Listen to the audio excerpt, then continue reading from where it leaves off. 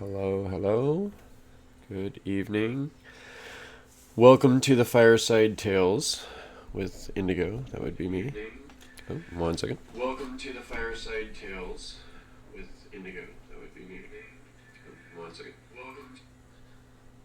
Yes. We should probably turn off the sound on that Twitch.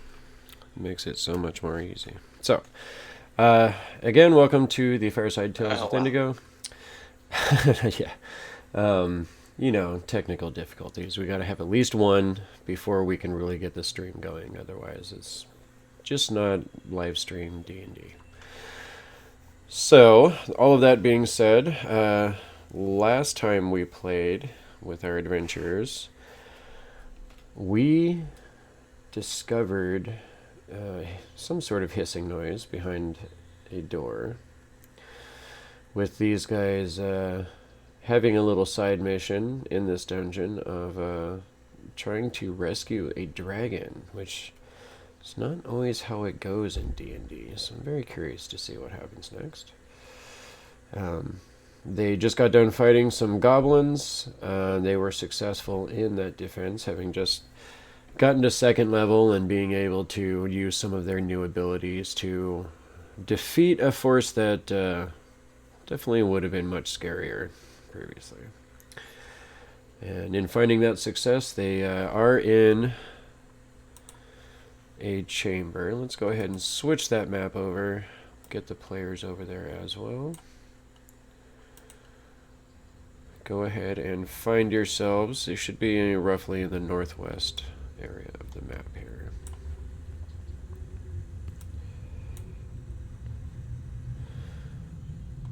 So, we are in kind of a long hallway. It's got some pillars going down the middle.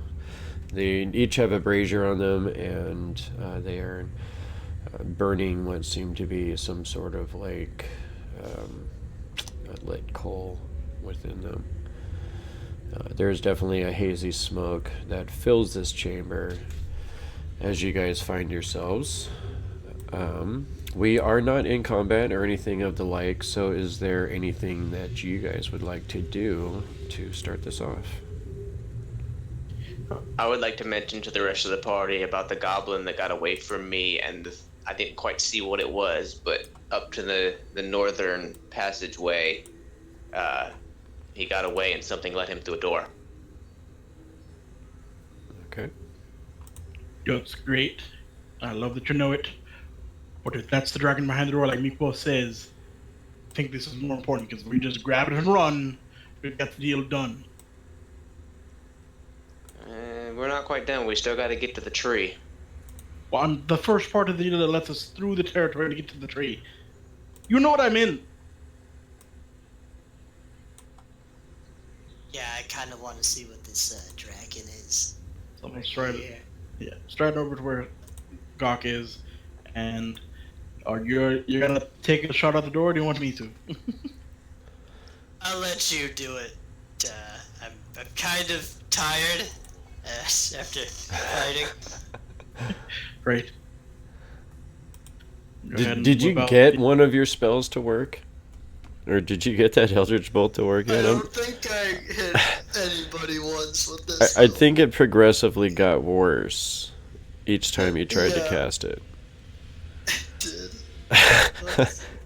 Okay, well, that's a little something we're going to have to revisit as well. Brasnic, why don't you go ahead and what would you like to do first with this door here? First of all, because we learned my lesson from the last time, make sure there are no traps as far as I'm concerned. There's always a chance there will be. You didn't like that giant scythe swinging down out of the ceiling and impaling you in your side? That's one of the most pleasant times. I'm not one to be impaled. I'm not one who likes being impaled. It's not my thing. Okay, duly noted. So it's what, investigation or perception? Go ahead and roll investigation.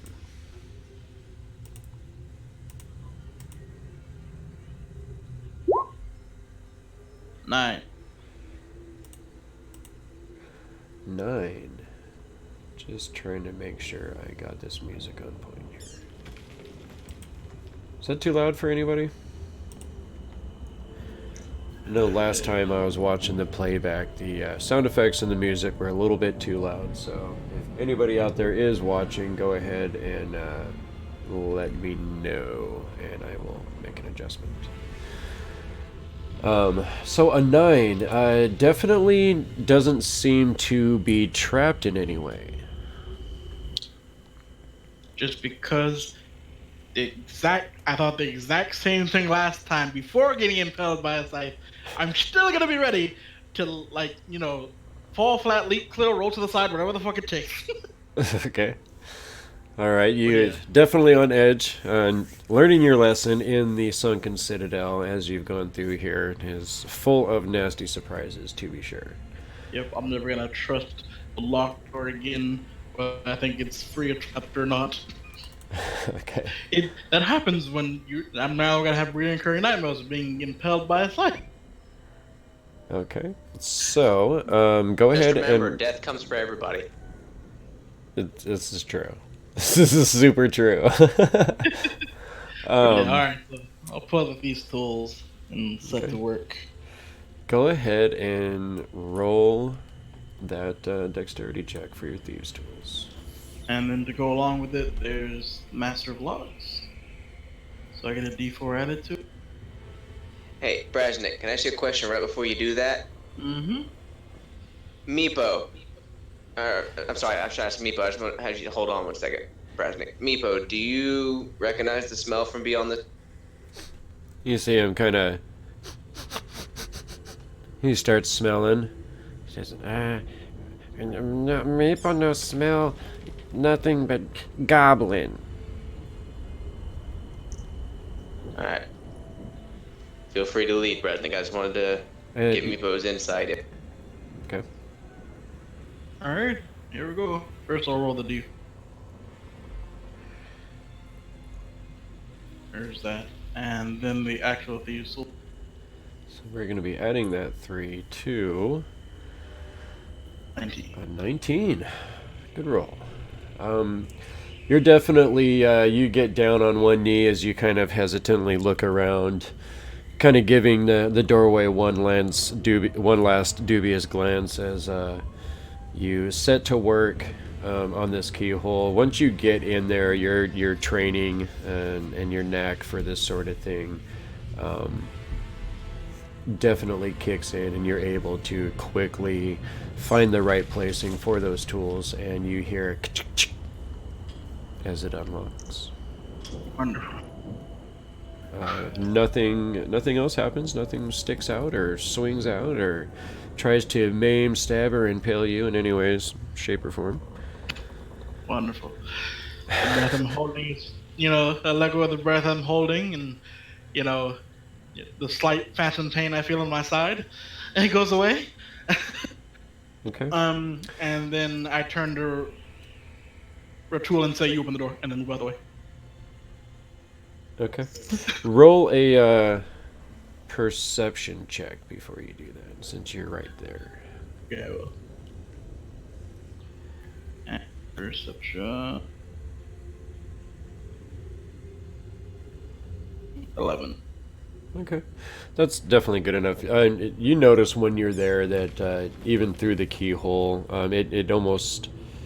The lock itself was really cold. And as it unclicks a little bit and the door kind of moves a little bit, you almost feel just a hint of coldness from underneath the door. Yeah, no, definitely. Now you definitely can open the door. I'm gonna stand over here behind this pillar, nice and safe. Door's unlocked. He's not having it. Send in the meat you. I go ahead and open the door normally. Okay. So as the door swings open, as you grab the handle, you feel the coldness of the metal. As the handle turns, the door seems to almost resist a little bit, and as you give it a little bit of a shake to open it, you hear it, and as it swings open, you see Small, tiny shards of ice drip down, clatter to the stone at your feet. Ice.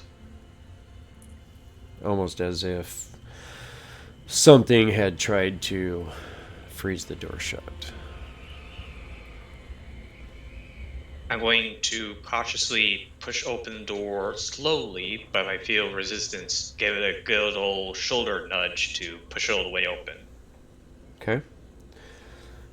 It does open with a loud crack as it finally pushes its way open as you kind of take a step into the room with the momentum of it. You see that mounted and stuffed animal heads adorn the walls. The mounting job is sloppy, and the assortment of heads include cattle, rats, and other not particularly impressive specimens. A few grisly trophies share the wall with the animals, including a couple of kobold heads. Smashed and broken cabinets and small tables litter the periphery of the room, mute victims of some sort of rampage. A rusted iron spike stands in the center of the room, trailing a broken chain. Thin patches of frost coat sections of the walls, floor, and the debris around the room.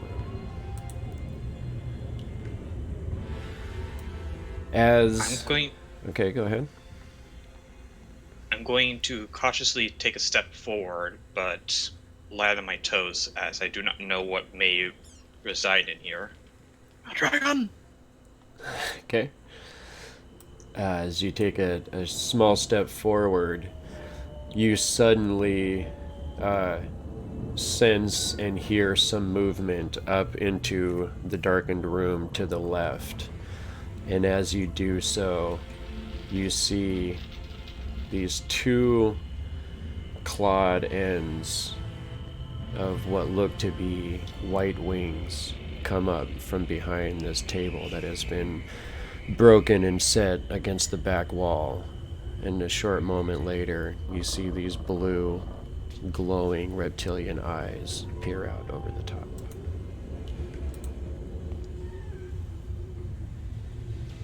Oh. As the door is open, you suddenly hear and feel a movement behind you as Meepo comes into the room and instantly says, Oh, Calcryx, we found you! And as he starts to rush across the room, Ratul, you see the demeanor of this creature instantly change.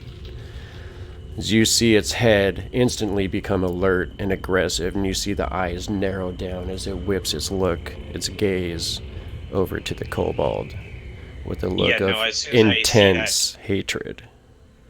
Yep, nope, seeing that, I instantly grab Meepo by his shoulder and just pick him up off the floor.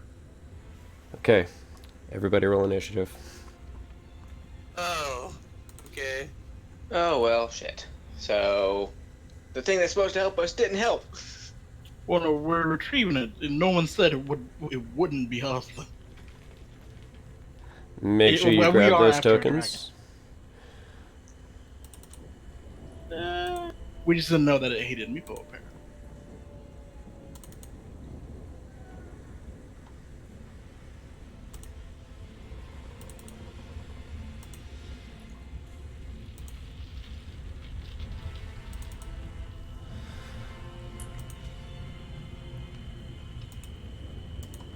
We maybe should have rested. There was no way to know that it hated Meepo, okay? We thought it was the dragon. He's the dragon's caregiver, so normally within. Oh, okay. So technically, dragons aren't. You just broke it down perfectly, sir. I'm sorry, I missed all that because my phone cut out. I had to change over to my Wi-Fi. Meepo was supposed to be his caregiver. While dragons aren't actually animals, normally there's a pretty good relationship between. Well, the way Meepo talks about it, we thought there was a good relationship between him and. The way Meepo talked about it, it definitely seemed that way. Yeah, he almost became dragon food a second ago. Ratul enacted. Yeah.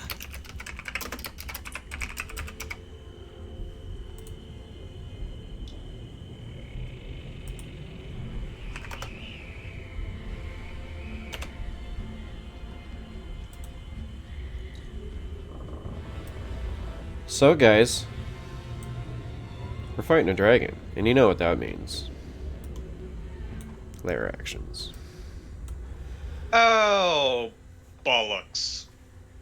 I don't think my initiative went into the order. Did it not? I don't think it did either. Let me go ahead. Let's do this. Did you select your token before you rolled it?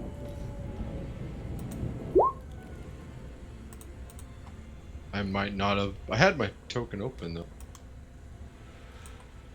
Oh man, your name didn't go in there. What the heck?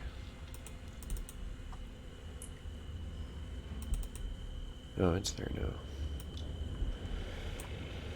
now. What did you roll? 16. 16. 16 it is, sir. Got everybody in the proper order. Everybody has rolled and everybody's good to go.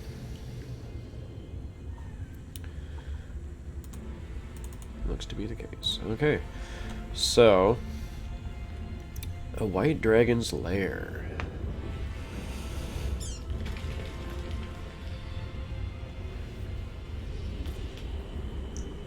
Oh boy. You guys.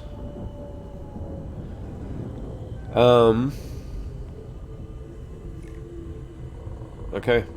So, as the dragon kind of rears up, and Ratul, you're the only one that is going to be able to, well, Meepo as well, see as this happens.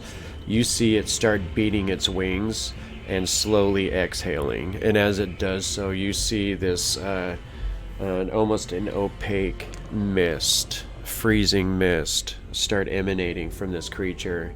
And it fills into this room, and everyone out here in the hallway, you see this ice instantly rime around the doorway as it shards of, snaking ice go up the walls as you see this billowing cloud of freezing mist start enveloping out of the doorway towards you guys. Uh-oh. Everybody go ahead and make a DC 10 Constitution saving throw. Okay. Okay. Of course. All right. So everybody over the 10 is going to take Thank God. 5 points of damage. Anyone who failed to save is going to take 10 points of cold damage as this freezing fog washes over the lot of you and fills this outer hallway as well. Of course, we'd be down our healer tonight. Wait, we still have the druid? You have an Urky Yeah, Timbers. Yeah. Oh, We hello. haven't rested. It's very cold in here. As Urky says, it's very cold in here. I'm over here with like icicles hanging from my beard. No fucking kidding. We must have found the dragon, eh? Nah. He's not the most intelligent druid, okay. Okay, I kind of blamed that from the At 17, Meepo says, no, Calcryx, stop, it's Meepo! And he starts squirming in your grasp, Ratul, trying to free himself. Go ahead and roll a strength check, sir.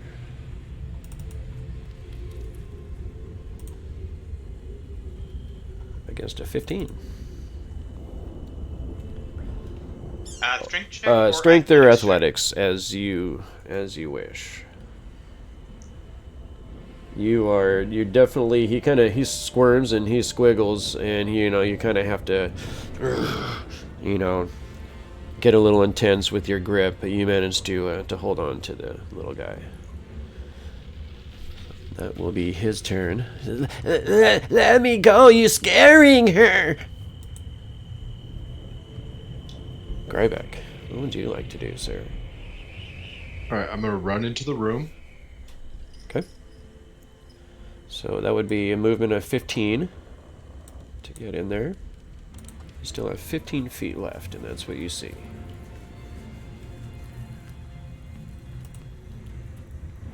15? Okay. Oh, that third dwarf. You got 10 feet left there, buddy. Huh? Yeah, I was about to say 10 feet as a dwarf, 25. Oh, yes, sir. Of course. Alright, so I'm gonna go up next to the dragon. I'm gonna bonus action cast Searing Smite. And then I'm gonna.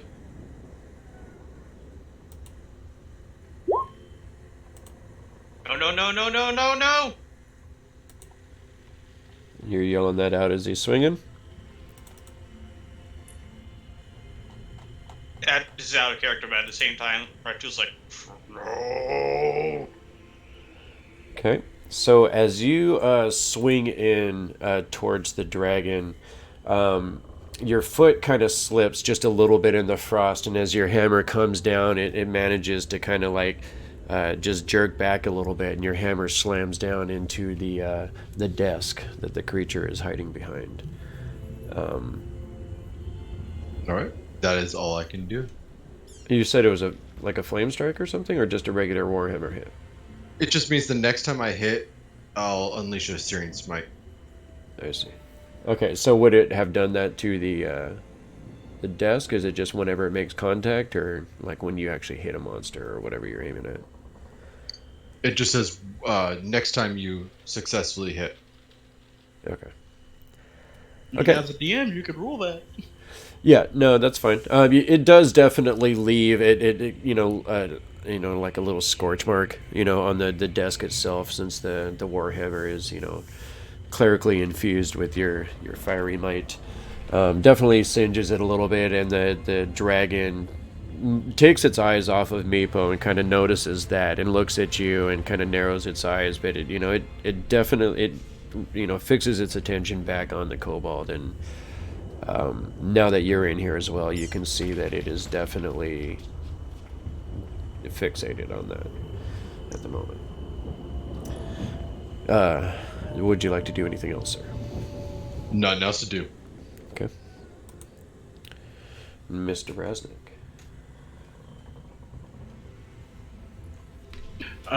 So peek in. Okay.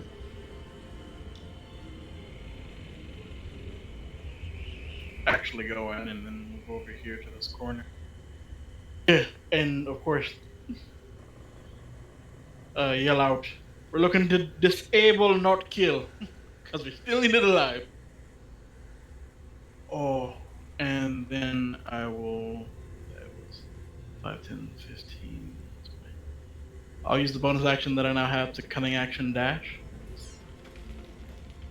Okay. Get over here. All right. And then non-lethally attack. All right. How are you gonna do that? Punch a Okay. So there's still, I'm gonna still try and hit like a vulnerable area, like I think a place where I think the scales are weak or whatever, but like with a bludgeon, like hitting with the pommel of the dagger instead of trying to maybe pierce it by it. Okay. And since I have an ally, if I do hit, the sneak attack will take effect. But here's the first attack. You can yeah, go ahead and roll your attacks. And then I'll use I already used my bonus action. That's all I can do right now. Okay. So you're using like my bid not to hurt. I didn't use enough power. you're trying to like use the pommel of your dagger or something like that. Yeah, but apparently, swinging down, I probably do make contact, but making sure I don't kill it, I didn't put enough force to go past the scales. Yeah, you are able to swing out, and it actually is able to kind of interpose a wing in there, and it kind of knocks your attack aside with like a little defensive strike of its wing. And then I think I'll finish my movement right there with my back against that thing. Okay. Just to not be directly in front of him. That's my turn. All right. Yin Yang, what would you like to do, sir? Well, first off, I'm gonna shake the ice off me and go, "Ow!" And I'm gonna use bonus action drink. Okay. A healing potion? Yeah. Wow. That is not a good roll, sir. You do get 5 points back, though. Get you a little bit healthier. And I've negated the damage from the ice. That's it. Yeah. All right. It's 15 feet. Put me in the door, please, so I can see.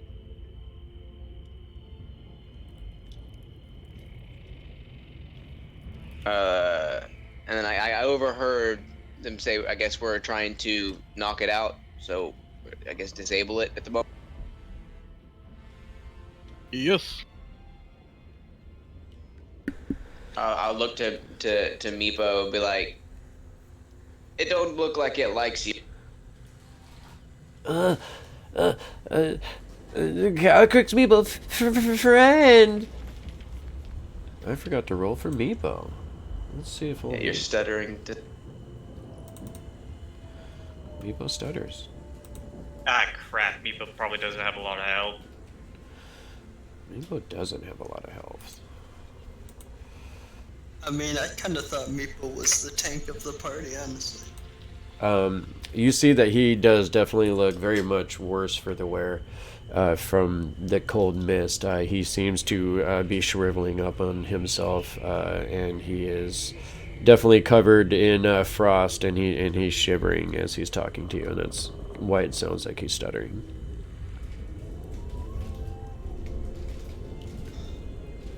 And I guess I'll just go ahead and try to hit it with the staff non-lethally like Brasnic did. Okay.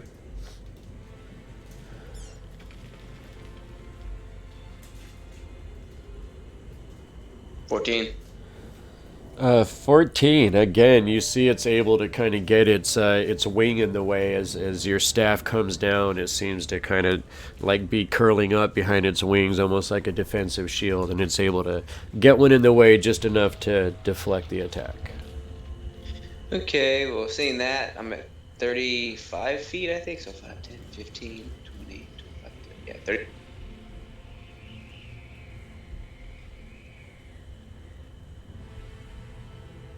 Okay, you're gonna press yourself up against the wall there. Yeah, and because I'm mobile, it gets no opportunity attacks if it would take. Okay. And I guess that'll be my turn. All right. Ratul, you are now surrounded by allies, and you have a very sorry-looking kobold in your fist. Yep, nope. Time to start setting things up. So first, going to seeing the floor is icy. Just sort of he'll turn and just slide Meepo through the door. Okay. You're just gonna kind of like toss him backwards through the door? Yes. Okay. Everyone out in the hallway, you see Meepo kind of slide out there, and you see him like covered in a frosty whiteness, and he looks like he's breathing, but he's shivering, and he looks pretty bad. Next, looking at the spike in the ground, does it look like it's heavily anchored, or does it look like I could pull it out? Roll an intelligence check.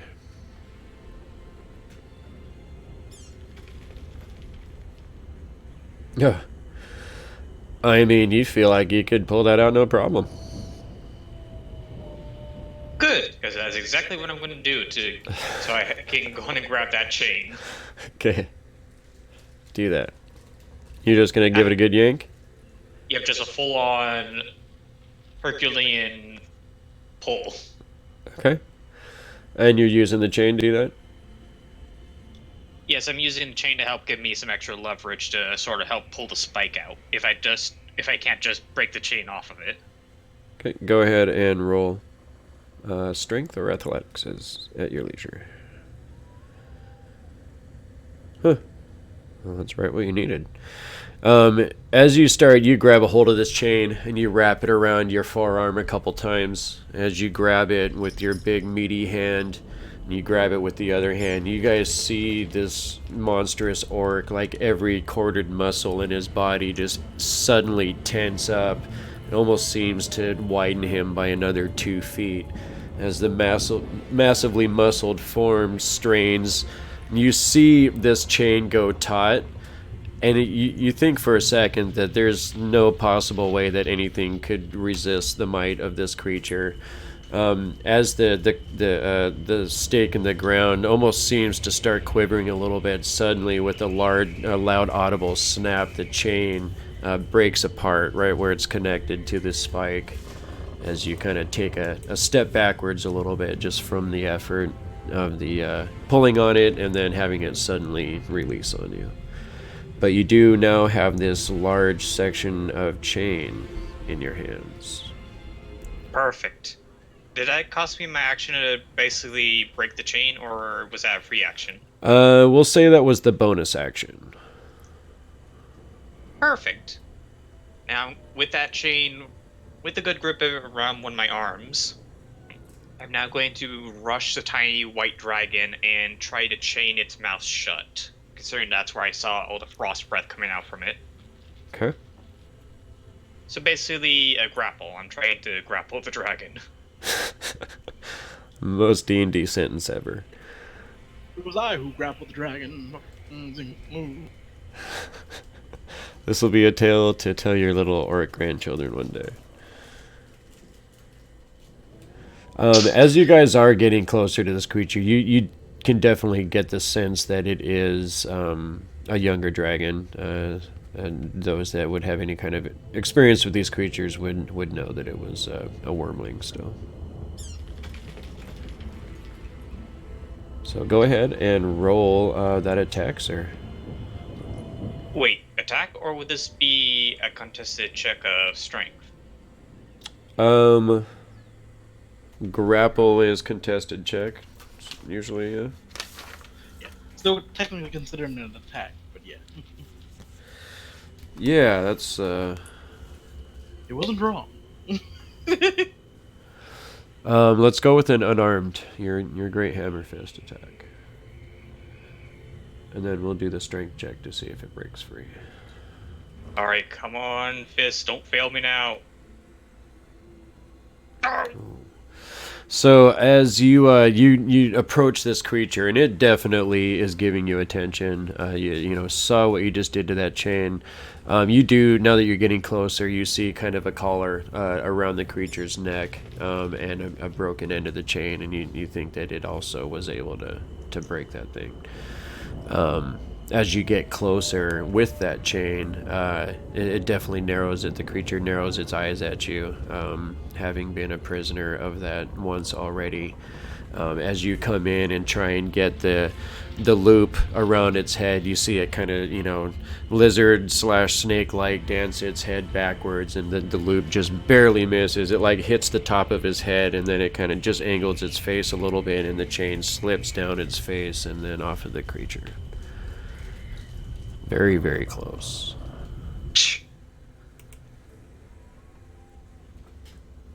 And that's all I can do, as I'm now stuck here on top of the... I'm basically kind of half standing, half crushing the table that was next to him.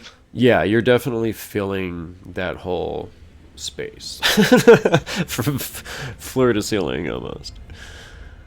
So, that brings us to the dragon. Being surrounded by all of you, you see the dragon kind of like crouch back in its space a little bit, and then instantly you see it draw in a huge breath. Take cover! Where? Everybody in that space, which would be, let me see if I have the proper thing here.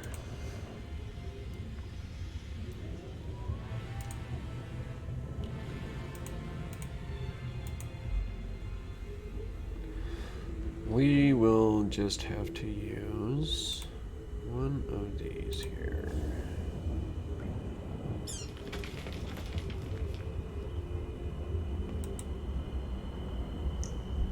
I'm going to use this because I don't have one for ice.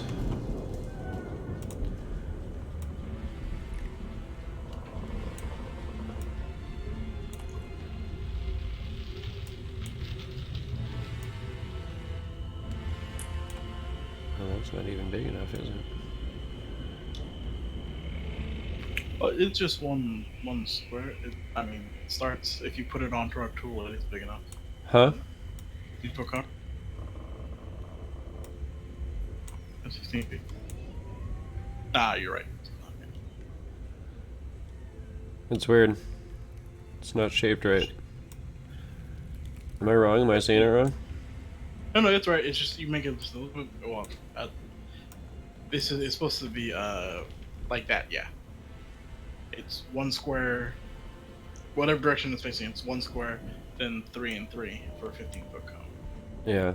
So anyway, it's not going to quite hit Grybek. It is going to get Ratul full in the face, though. I was trying to hit both of you bastards. I mean, where's Yeah, the... no, this figures as much, considering the fact that I did come after it with the chain. Oh boy. Oh, there's this one. Because it's going to try and hit as many enemies as it can. That's just how dragons work.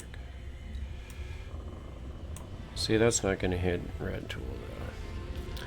So he gets one or the other.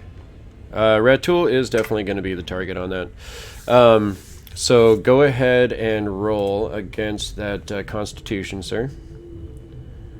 Oh boy. This could be really bad for me. No, you're fine. You're a barbarian. You should be good. You're not raged, though, are you? Are you...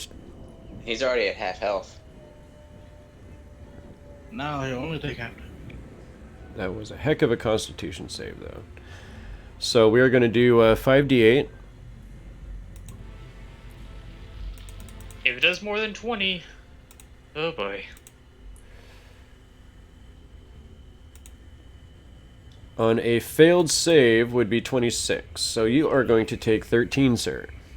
As you see, it's inhaled, and as it looks towards this giant monster that has tried to, again, chain it, you see the hatred in its eyes as it unleashes this torrent of coldness and frost and ice right at you. You feel shards of ice embedding into your chest as this thing exhales straight into you.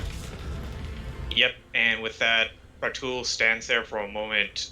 Is green skin now a very pale bluish green as he just tilts back and collapses on the floor, unconscious. Okay. Well, shit. The big monster is down. Guys. Alright, Erky, or whatever. Timbers, get in here! Guys, this is not good. I thought you had 20 hit points. If it only took 13, you shouldn't be dead. No, I've been hurt.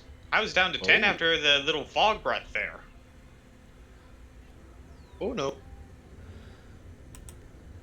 He'll be fine. We work the timbers. You'll be fine. You'll be fine. It'll be okay. Everything will be fine. So let's see what happens on this d6. Oh. Well. It doesn't get its breath weapon back, so you guys are lucky there. At 10, you yell out Brasnic for Erky, and you kind of maybe hear a light response from outside. There's a lot of commotion going on. 20, 25.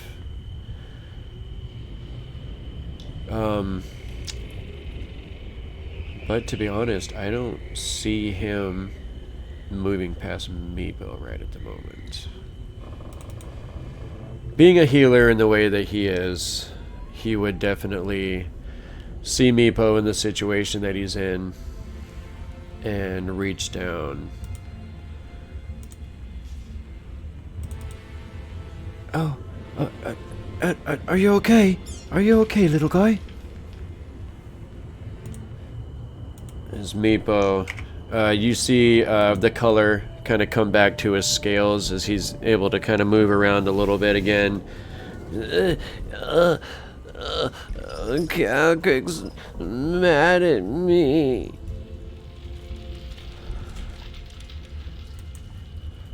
Gok.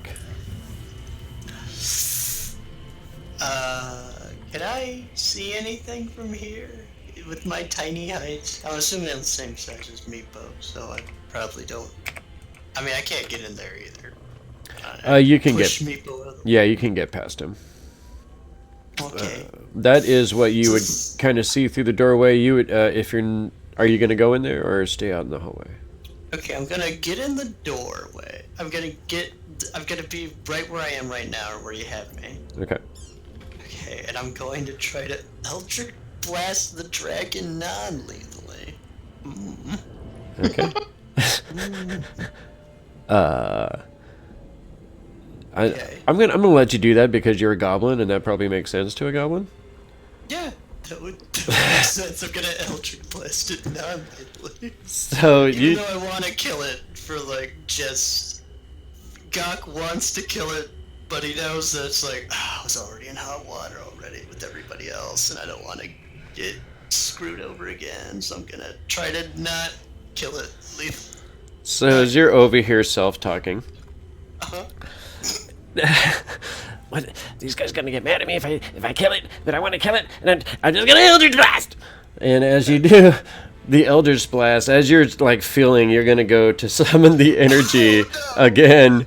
You feel your hand, and honestly, the whole scene around you stops as time itself almost seems to freeze for you, and you feel this presence behind you. Uh-huh. And as you kind of like stop, and it like I said, like for you, like it seems like things are moving, but it seems like everything else has stopped.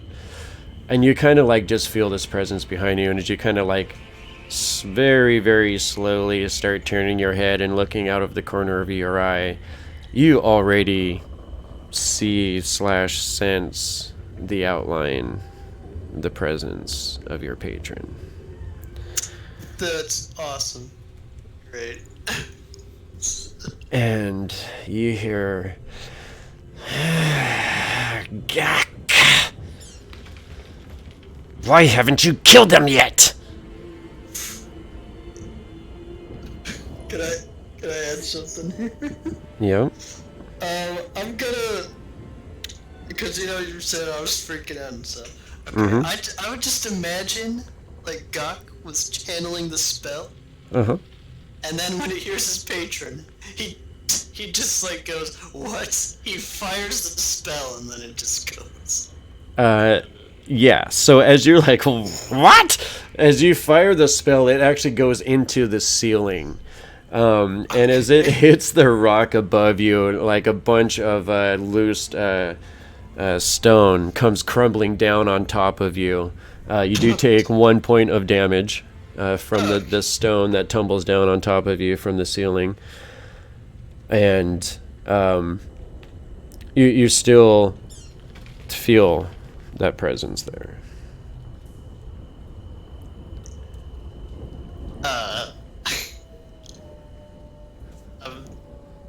I've asked you a question.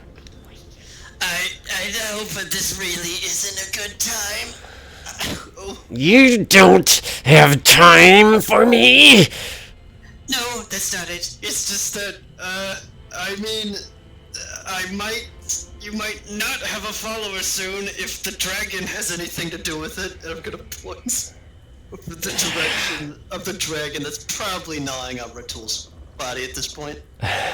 No, it seems like everything else around you has almost become gray. Like it's just faded. Like you've been drawn into some sort of other space. Oh. And you're just now noticing this. And this is something that you haven't experienced yet with your patron. Yeah, I'm gonna be like, wait, why is everybody just like frozen like a bunch of statues? I am the one who asks the questions. Sorry. You are mine, Gok. Yes, I know. And I'm gonna say this just going deeper. Just my neck going slowly deeper and deeper into my robe. So it's just like nearly a hat with eyes, kind of like a turtle. Why haven't you killed them yet? Are you talking about the other people here? Yes, obviously. Anyone, everyone, kill them all! I killed some. I killed a rat earlier. Rats! Yes. It's not enough. Kill them. Kill them! Kill them all! And as she does this, you feel the presence fade away as everything comes back to color around you. You notice the crumbled rock around you, and as you look up and you see the scarred ceiling, that is the end of your turn, sir. Unless you would like to move somewhere. I'm gonna move out of the door. Okay. That's about it. And, well, I tried. So Okay. good. We are at the top of the order here. And so being, you, man, you guys are kind of in a bad situation, you know that, right? Yes. Okay, so you see, this creature again seems to be feeling a little bit pressed by the situation. You see it again with an intake of breath. You see it look up towards the ceiling, and as it does so, it exhales again, and you see this ice and fog kind of emanate again from its mouth, and as it does so, it kind of rolls across the ceiling, and you see it start forming into these long and sharp stalactites of jagged ice. And as it does so, you see it flex its wings suddenly, and as it does so, is all across the ceiling as these jagged ice shards start falling down on everybody in that room. So that just means auto death failure for me, as I'm impaled from not being able to move. Yes, sir, that does mean one auto fail of deaths for you, sir. You other three are going to get attacked. Let's see. Dragon makes one ranged attack roll, +7 to hit.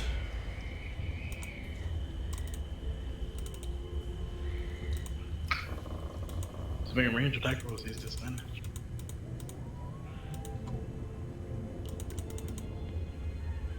Against who? Ratul?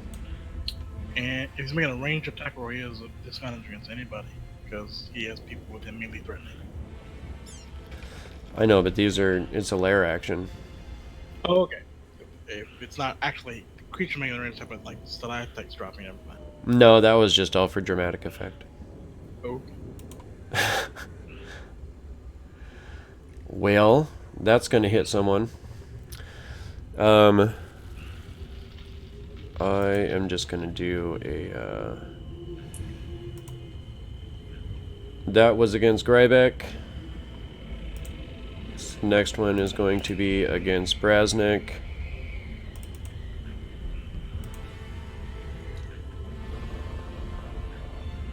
Next one is going to be against Yin Yang.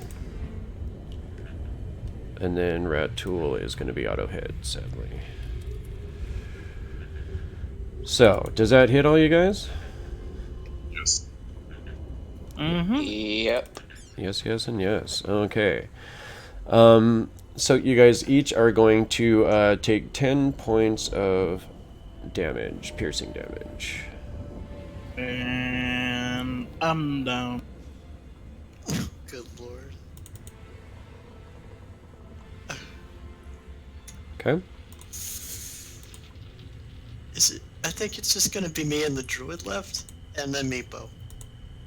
Oh, God. We still have a fighting chance here, guys. Got it. Dang it, Alardro, why did you have to not be here tonight? One time we needed Furby, and he's not here. But I was technically, if we asked him volunteer to play his character. while he's away. That way, I have access to the heals because thematically he would be here, but that's GM call anyhow. I mean, you're not wrong.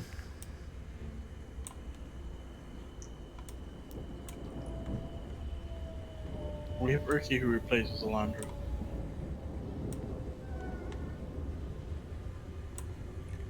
We'll see. We'll see what happens here, guys. Don't you worry.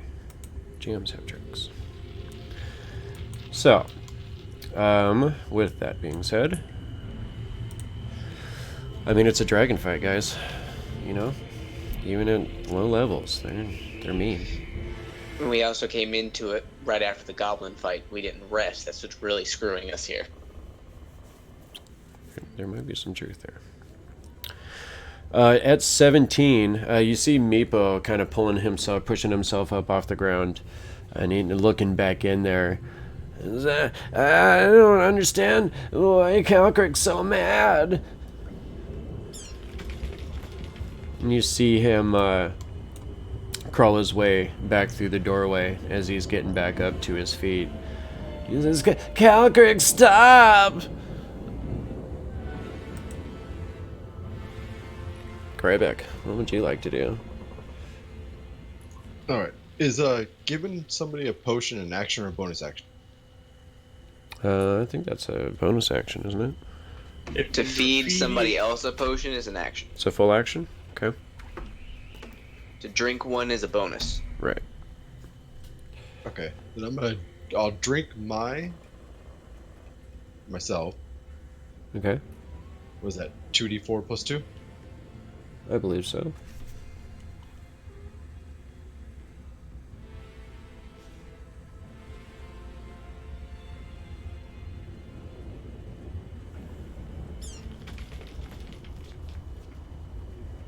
Wait, I forget how to.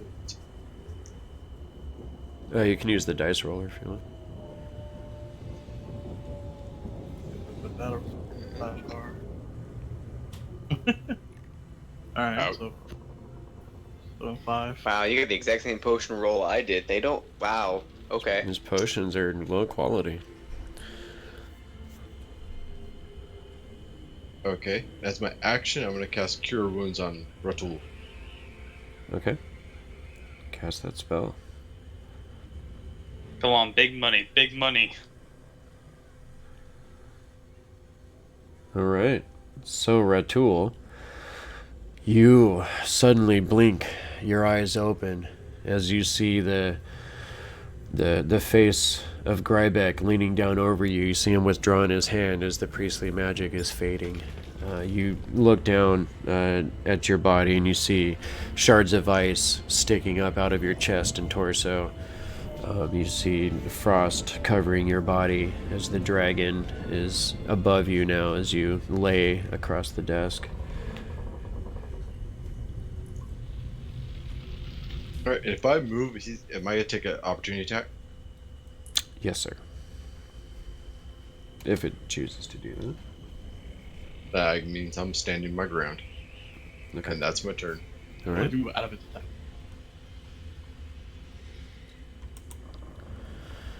Brasnic. I gets to make a death save. Go food.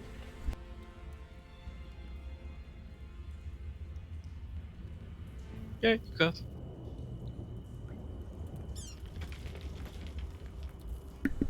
That's just enough, right?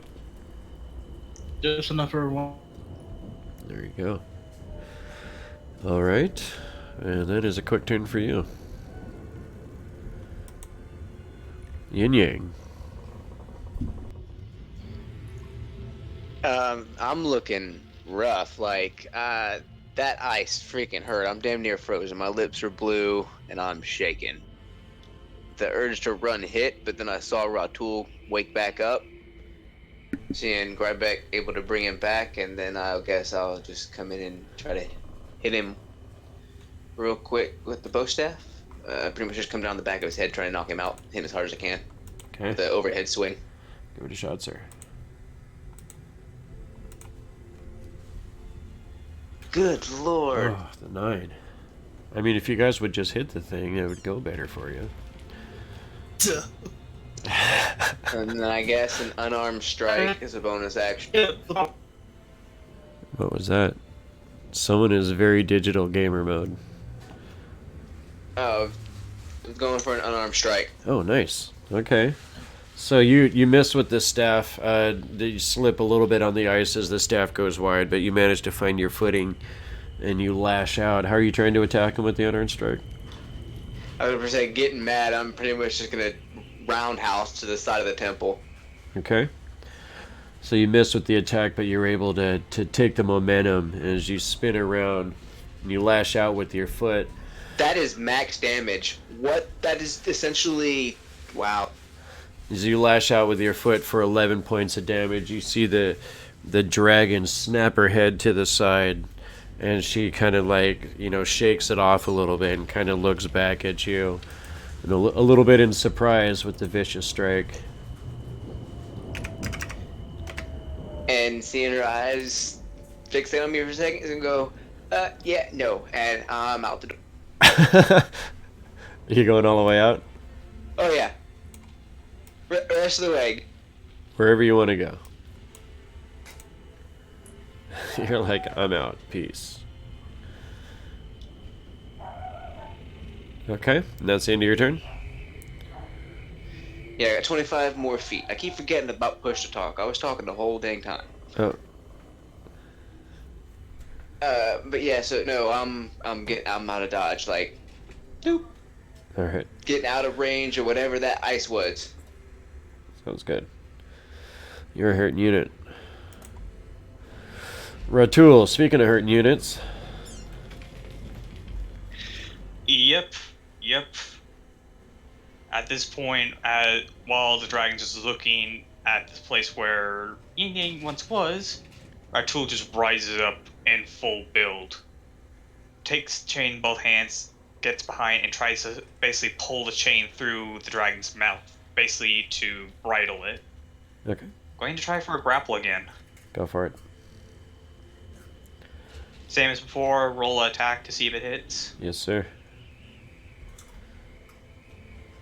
Bam.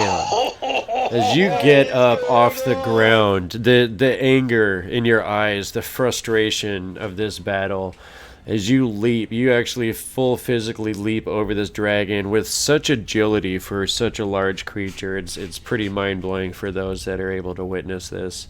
You get around behind him, and as you're doing so, you easily loop that chain around Calcryx, and as it's roaring in defiance against your move, you're able to pull the chain taut right into her mouth, and as it strikes the back of her mouth, you see her jaws instantly clap shut, as you are now behind this dragon, yanking her head back with all of your might.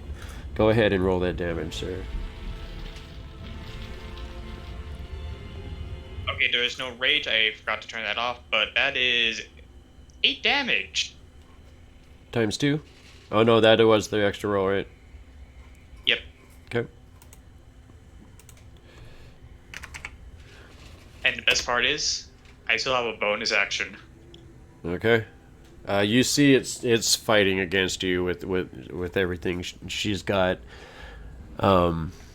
We'll deal with that at 12. What are you going to do on your bonus action? With my bonus action, keeping that dragon locked, I'm going to just... Okay, I'm going to ask this. If I were to make another grapple check, could I pin the dragon? Technically part of the special feat.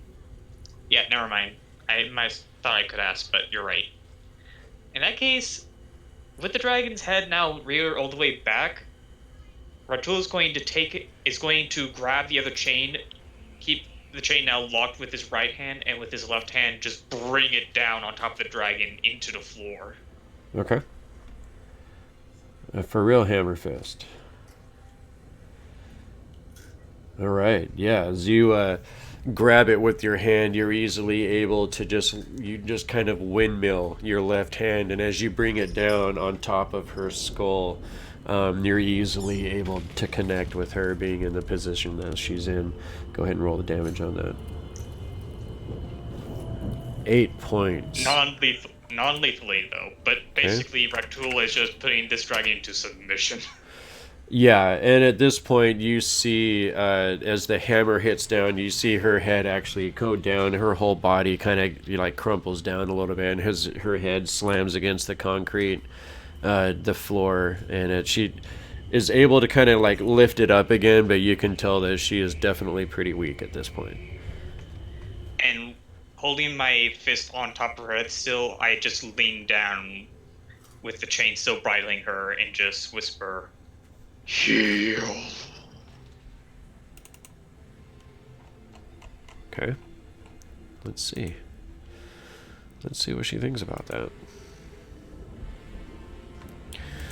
Definitely, she like hears you and looks up at you, and for the first time, you see any hint of fear in this creature's eyes as she's kind of looking up at you. She's still struggling a little bit though, but she seems cowed a bit for sure. And that is all I'll be doing as I just keep her pinned. All right. One last desperate attempt to try and break free. You feel her suddenly just like flex her wings and try and like push herself up off the floor, trying to break this grasp that you have on her.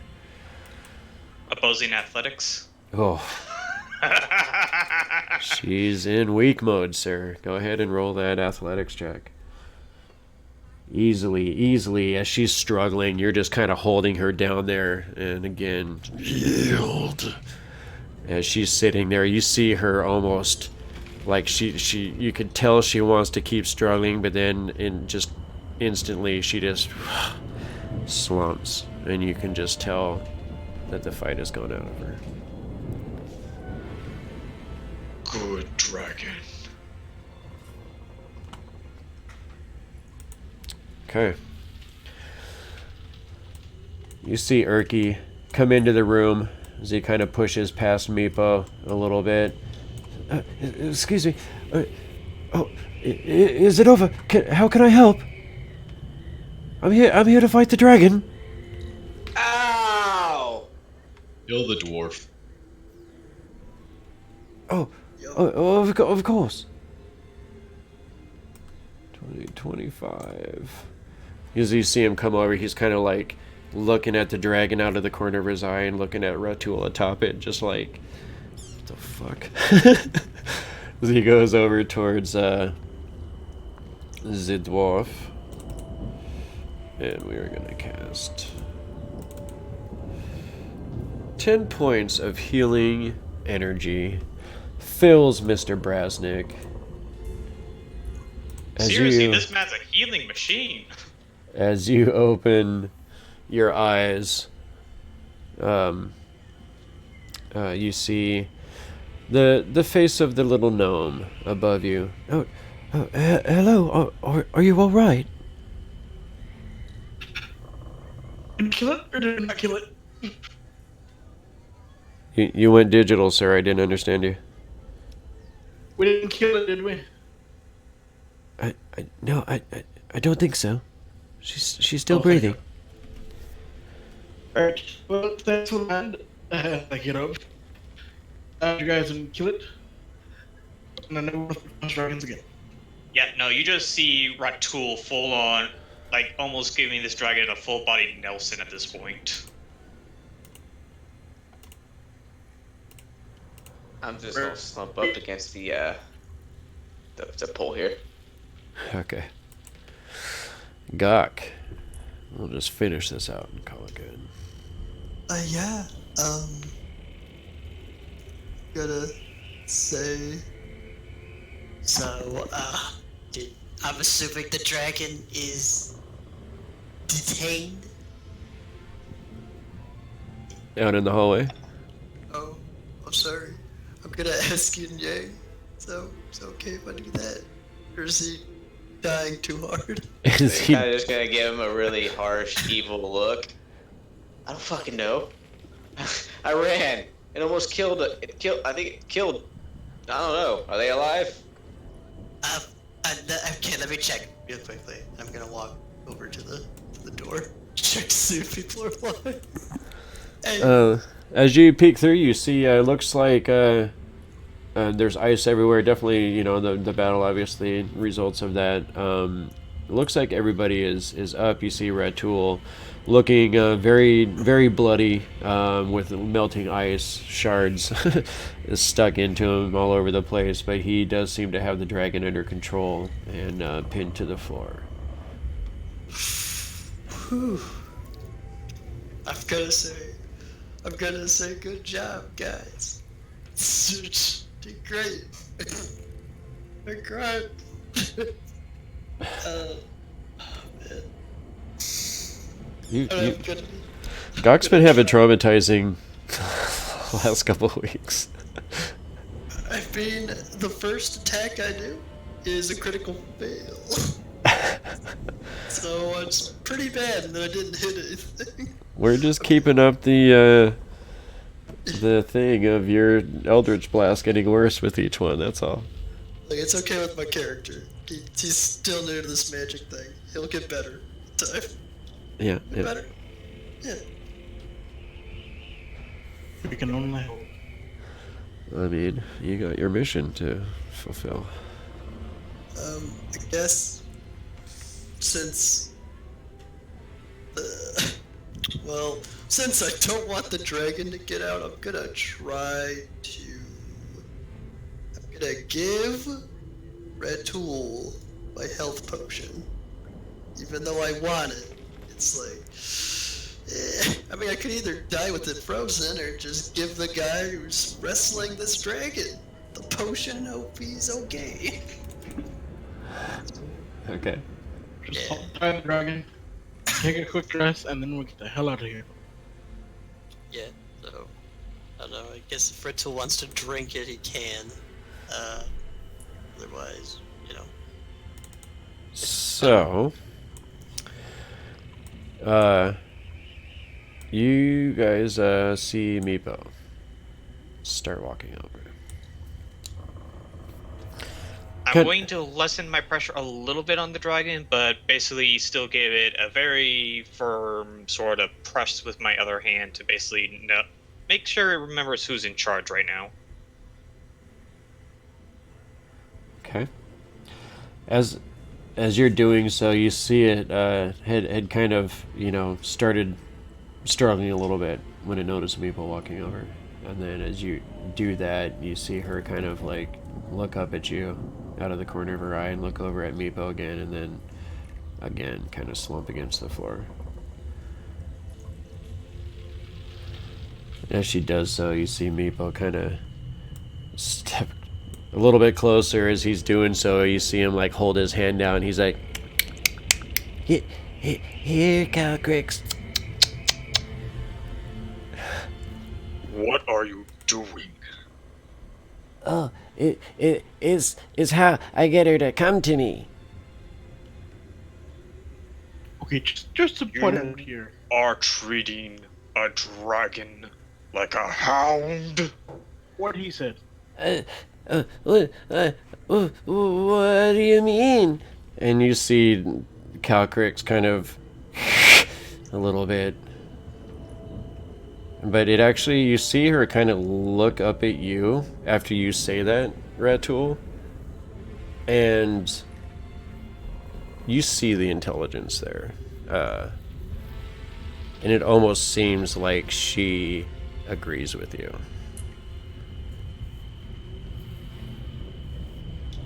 Meepo.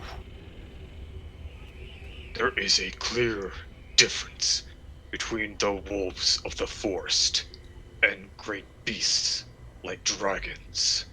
Never make that mistake. No, we love Calcryx. We feed her and we pet her and she a great You great keep pet her and in a idol. kennel. Huh? You keep her in a kennel of cage. You treat her like a dog. Would you do that to one of your own? You see him like kind of wilting a little bit under the chastisement. His ears kind of droop a little bit, and he kind of like his neck shrinks. People just do what he's told. Wait, don't. We Okay, it's- until I keep. don't think it's a. Hello? Hello? We can hear you. Okay. What if say just cutting Meepo off? I'm like, Meepo, you realize you speak the same language as your idol, right? Have you ever actually talked to your dragon in the same language? Oh, I tell her she a good dragon. But have you listened to her reply back? No. I mean, I feel like what Ratula said, there's an intelligence to her. She can probably tell you back and talk to you about what her wants and needs to be instead of just doing as you're told, as he said. Meepo never hear talk. He kind of Did you looks really down try at to listen? her for a second. And you hear him say something in the draconian language, and she stops and kind of like looks over towards him and like hisses a little bit, but not as hostile as she was before. And you see him kind of open his eyes a little bit wider, and he says something else, and she kind of looks like she's about to start making some noises, but then she kind of looks up at Red Tool like he's in pain. Yeah, I recognize the intelligence in her eyes, and I give her a slow nod, but with a very stern look in mine, as I carefully remove the chain from the inside of her mouth. Okay. As you do so, she doesn't make any, sudden movements or anything like that. She kind of, waits for you to do that and gives you the acknowledgement that, you guys definitely have the advantage at this point. And she kind of, as you take the chain out of her mouth, you see her kind of shake her head a little bit, and she growls something kind of low, and it's kind of an approximation of language, but it doesn't sound exactly like what you heard Meepo saying. But he seems to understand the gist of what she's saying.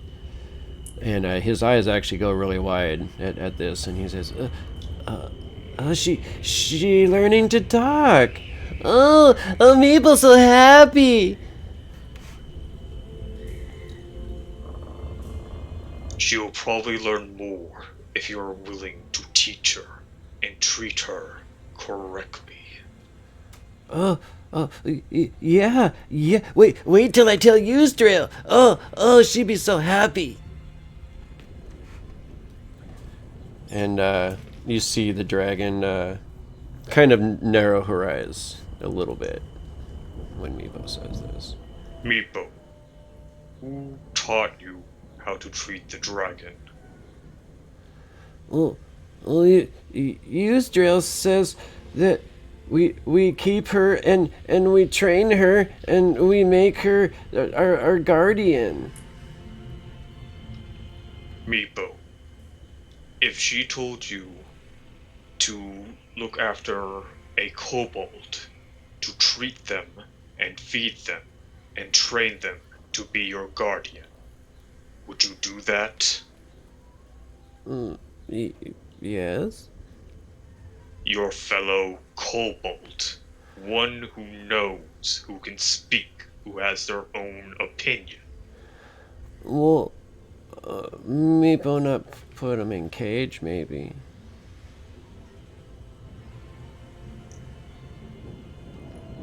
I look down at the dragon, and then look up at Meepo. I think your queen knows that Calcryx is intelligent, but decides to try to treat her as a beast in hopes that she will remain a beast. Oh. Well, we do now?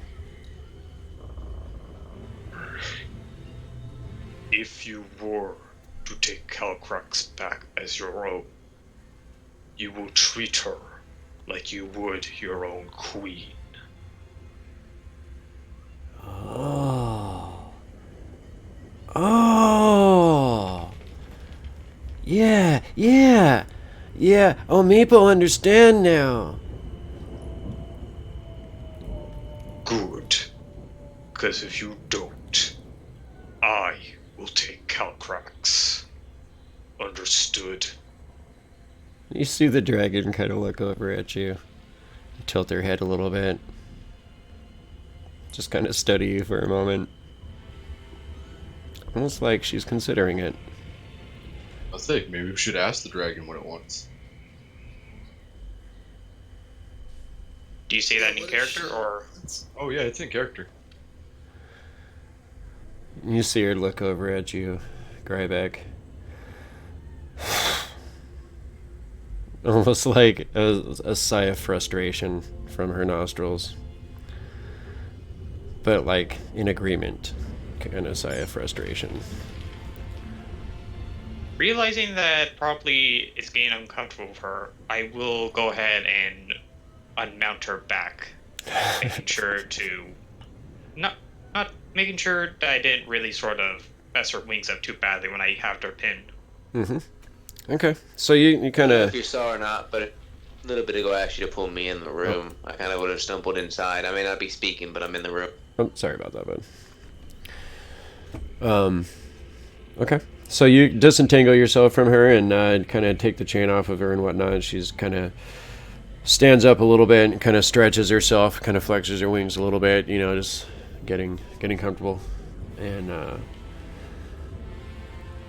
she kind of looks around the chamber a little bit and kind of looks down in this sort of nest that she's made. And she just kind of sits back and just kind of curls up in her little nest and just kind of starts watching you guys. Looking comfortable. At this point, I'm going to take that potion from Gok since I now have a hand free, pop it, and just chug it. Okay. Well, there you go. At this point, you guys Hey. definitely notice Yin Yang kind of leaning up against the wall. He'd kind of snuck in when you guys were trying to figure out what was going on with this dragon. He definitely was looking much worse for the wear at the moment. Yeah, I'm slumped up against that table, up against the wall. I'm pretty much just sitting on the table. I'm looking at Timbers, be like, "Hey, my turn yet?" Oh, of course. Would you like a berry? You see him pull it a little out of his tunic. You see him pull out 3 little berries.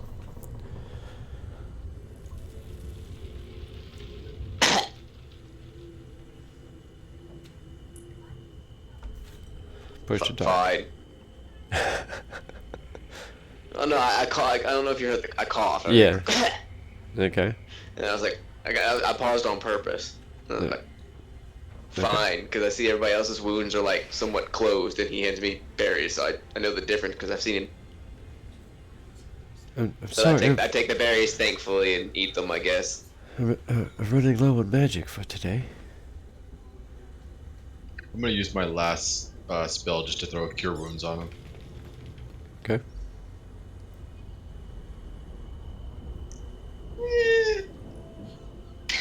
We are bad healers. Not good rolls tonight on those heals. I mean, 3. It doesn't hurt. Yeah. It doesn't hurt as much. 3 out of 4. Thanks. It's not bad. All right. I look towards Meepo and basically ask him. Ask her. Since she is the one who will choose where she will go. If you promise to hold your end of the bargain, she may agree. But that is up to her. He's looking at you like this idea is just completely foreign to him. Before we go all democratic and freedom of choice things, you guys realize if the dragon doesn't want to return, and we don't bring him back to the Kobold's Queen, we don't get access to what we're trying to do. And we have to fight more enemies.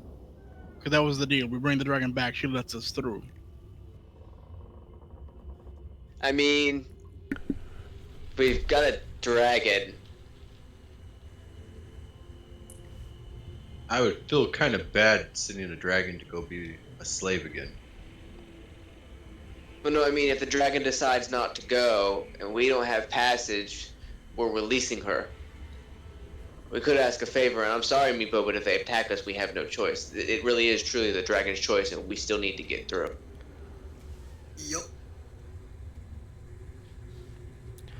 He kind of stops and he's kind of like taking all this in, and he looks over to her and starts talking to her in the dragon language again.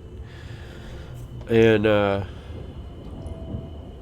she kind of, growls a little bit, and kind of stumbles through an approximation of some words.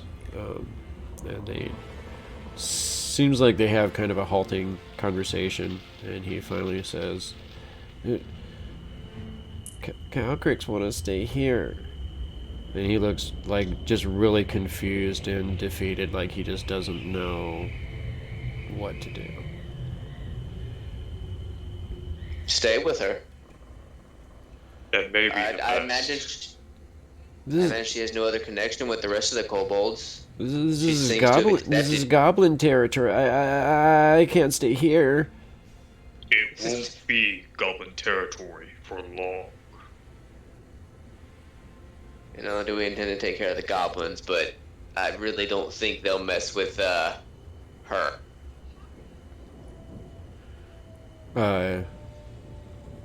She growls again, and says a couple of halting things in the dragon language, and he just looks at you and says,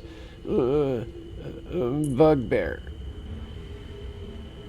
But she says there's a bugbear that comes in here. Do you want to kill it? We need to take care of it too. It's her new keeper. And he looks very sad when he says this.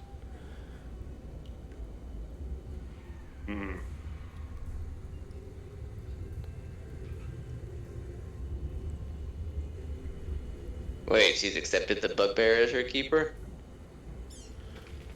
He kind of looks over at her, and then he says something, presumably repeating the question, and she just kind of growls, just kind of low and semi-dangerously. And he says, no. He's just like, that's a negative. Ask her if she wants to kill it. We're going that way anyhow. She just kind of exhales kind of forcefully out of her nostrils.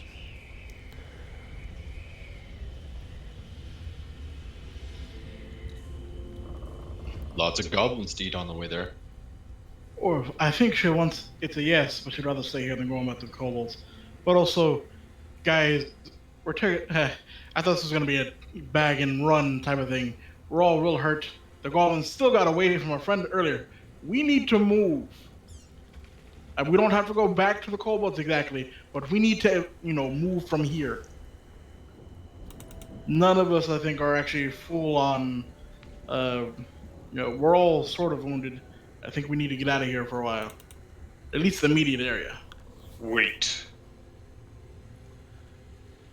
I think I have something that we can do here. I'm going to look down at Meepo and Meepo. Ask her when the bugbear comes. Okay. And see him turn to her and repeat the question in dragon language. And she kind of growls back to him a little bit. She say food times. When is the next food time?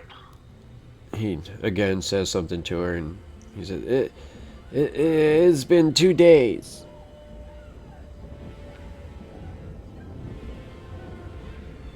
So that means it's probably going to be soon when he will come again.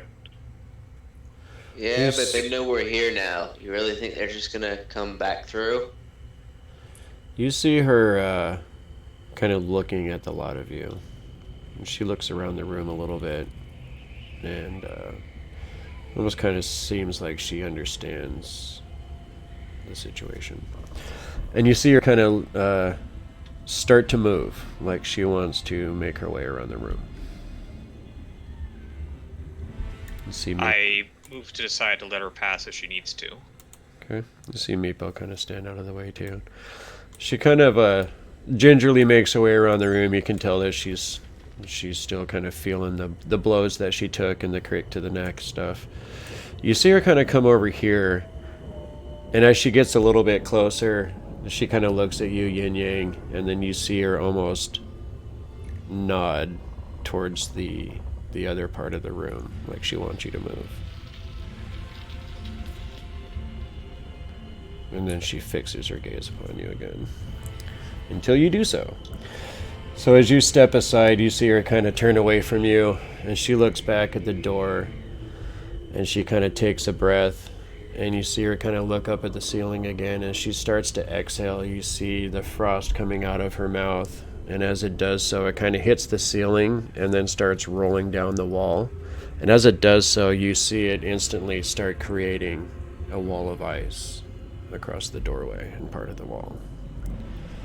And as she gets done, she kind of like drops her head down, looks over to you, Ratul, and kind of exhales out of her nostrils towards you, and then walks back over towards her nest, curls up in a little ball, and falls asleep.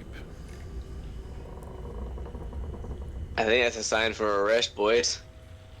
I'm with the dragon, and I lay out on the table on mom. Yeah. Yeah, I agree. I need to sleep on stuff. Okay. You guys want to do a short rest, or you trying to go for a long one here? I'm going to say, since we took a long rest not too long ago, I think this would be a perfect time for a short rest.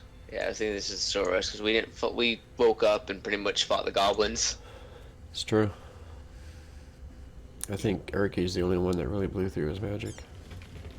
No, we from the last time we took a short rest, we retreated all the way back to the main room, then came back, slowly started checking places we hadn't checked before, then got to the goblins, and then fought an entire battle of the goblins. We've been at this for a while. It's not like we short rested like an hour or two ago. We spent an entire time searching quite a few rooms before we got to the goblin fight. True, And but then I think there was a goblin fight before the goblin fight. I think that. So combats only last like 1 or 2 minutes though at most. Yeah. Because I round know is only that. 6 seconds. Well, I think Well, you I know guys that. fought the rats, and then you fought that first little goblin fight with the caltrops, and then you went and rested. Or what? Did you long rest after the? Because you guys short rested in that room where you fought the goblins with the caltrops, and then that other one came in to bring them food, and you got in another fight. Yeah, we never actually got to long rest. Before the goblin came in to interrupt, we were trying to get in the long rest. Oh, that's but the right. goblin interrupted. So we actually Okay, well, haven't had a. Then you're right. I wasn't here for that session, so I wasn't aware of that. Yeah, that's true. We've been pushing forward because we keep getting interrupted. So this would be the time, without trying to take advantage of resting, to actually rest. It's all good in theory. I'm down for a long rest if that's where we're at for sure. We could definitely try. If that's it, if that's actually the timeline, then yeah, I'm fine with a long rest if we need to. I'll just go ahead and just sort of look near the dragon, I guess. Okay. I think this is our best shot. Also because the dragon froze the door shut. You guys, There's no way I'm not gonna hear somebody pounding on that thing. right? And you do see What this. about that other door? There is another door here. I've got caltrops. I've still got Okay. Are you Actually, gonna? hey, Ratul, you want to help me pack these tables in front of the door? Or that. I move towards this table and just start shoving and just basically just booting this thing across the ice in front of the other door. Okay. You're gonna put some caltrops where the green is. Yes. So they have to get through caltrops and a wooden barricade. Okay. And then this door here is the one that was iced over. Yep. Okay. So you guys are gonna take a long rest. Definitely at some point you hear whoever's on guard. You hear some chink chink chink. It sounds like someone's trying to poke at the ice with could be a spear, could be a sword. You're not really sure. It does sound like there's some activity on the other side of the ice. You don't ever hear any activity from the other doorway.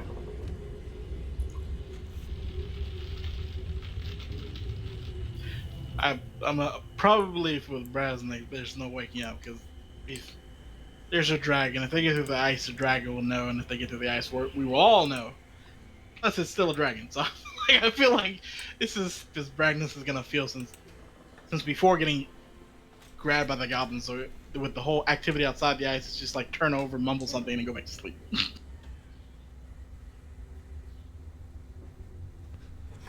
Okay. Anyone else? Everyone else just kind of taking rest and getting hit points back and those good things? Yep, that's what I'm doing. I'm just passing out because I've raged myself, been frozen over, and I am tired. It's true. It's all true. Yeah, I think we're all pretty beat. It's like the moment of, oh my god, relief. Everyone KO. Right. Yeah. Okay. Well, let's take a quick 3-5 minute break. Grab a bathroom, grab a drink, whatever you want to do there, and then we will get up from this long rest and see what happens next. Cool. Alrighty.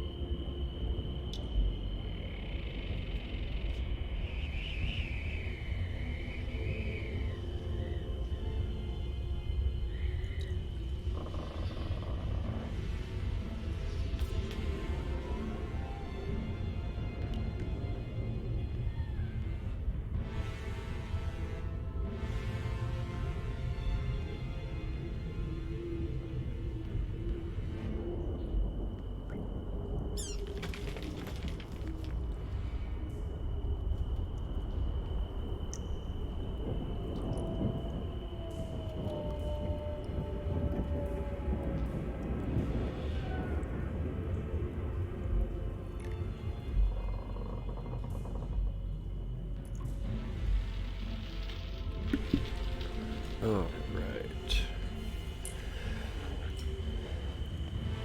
It's true. You guys definitely got the impression that she seems to find her situation in this particular location to be superior.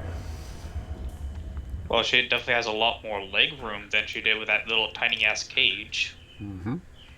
Oh yeah. And apparently the food's better. Probably. It's probably kobold.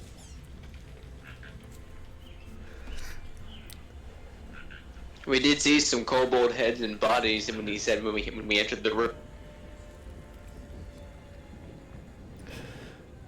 So, you guys, the next, well, I don't want to say morning, after you finish your long rest, were not disturbed throughout the time. Like I said, you definitely heard some sort of activity, some sort of probing, but it didn't seem like any kind of all-out attack or attempt to breach either the locked door to the east or the frozen door to the south. I'm back. So, as you guys all kind of wake up and come to your senses and whatnot, you wake up and you see the dragon just watching you. DM, I got a question though, real quick. Huh? Getting up, and you said going back on what I said earlier, that you said this whole place in here, there's bodies on the ground from things that she's frozen or is eaten and stuff like. Yeah. There, it looks like, it's more like trophies that adorn the walls, like you'd see at a hunting cabin or something like that. It's different kind of animals. Some of them it's like parts of different enemies, you're assuming, something like that. Not necessarily like an old adventuring party. Yeah, things of that nature. It doesn't look like remains of like a dragon meal or anything like that. As far as like the bodies and the kobolds and things like that. Yeah, I was just wondering if like maybe I could see if any adventurers have been tossed in here to be eaten, or if any of their gear or anything like that. But no. Roll an investigation check.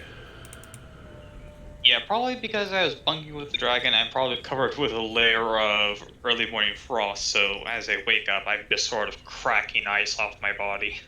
Yeah, definitely. 18. 18. It doesn't look like anything from the adventuring party, and you know that those guys came through before this dragon capture had happened.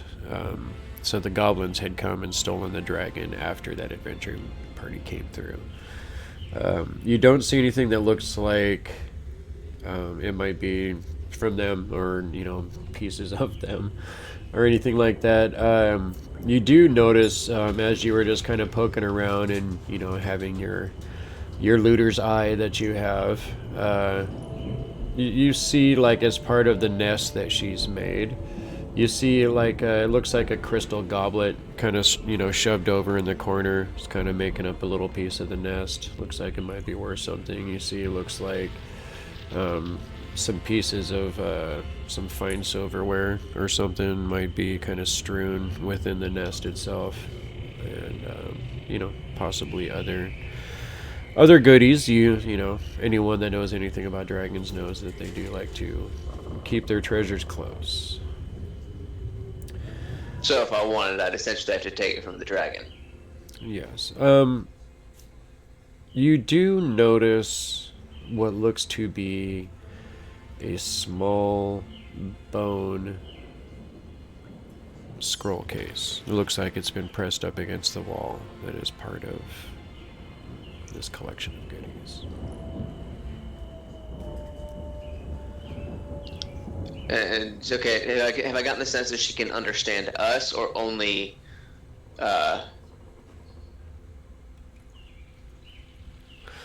You've definitely gotten the impression that she can understand common, and she can understand the dragon language. She just doesn't speak it. You mind if I take a look at that? You see her, it almost looks like her eyes don't move, but you see them kind of flicker to the scroll case and instantly back to you. She just kind of looking at you for a moment, and it gets a little awkward, and then she finally nods her head very subtly. I'll go pick it up and take a look at it. As you're kind of edging over there, she's very intensely watching you approach her hoard. Hey, she gave me permission. I have no reason to doubt her. She literally just protected us for a long rest. I'll be like, I won't take my eyes off of her, but I'm just gonna walk over and grab it. Okay. You kind of make your way over there, just, you know. I mean, honestly, I'm pretty sure she also remembers my kick, so... Yeah.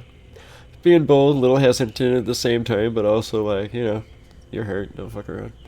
So you grab it, and as you lift it up, definitely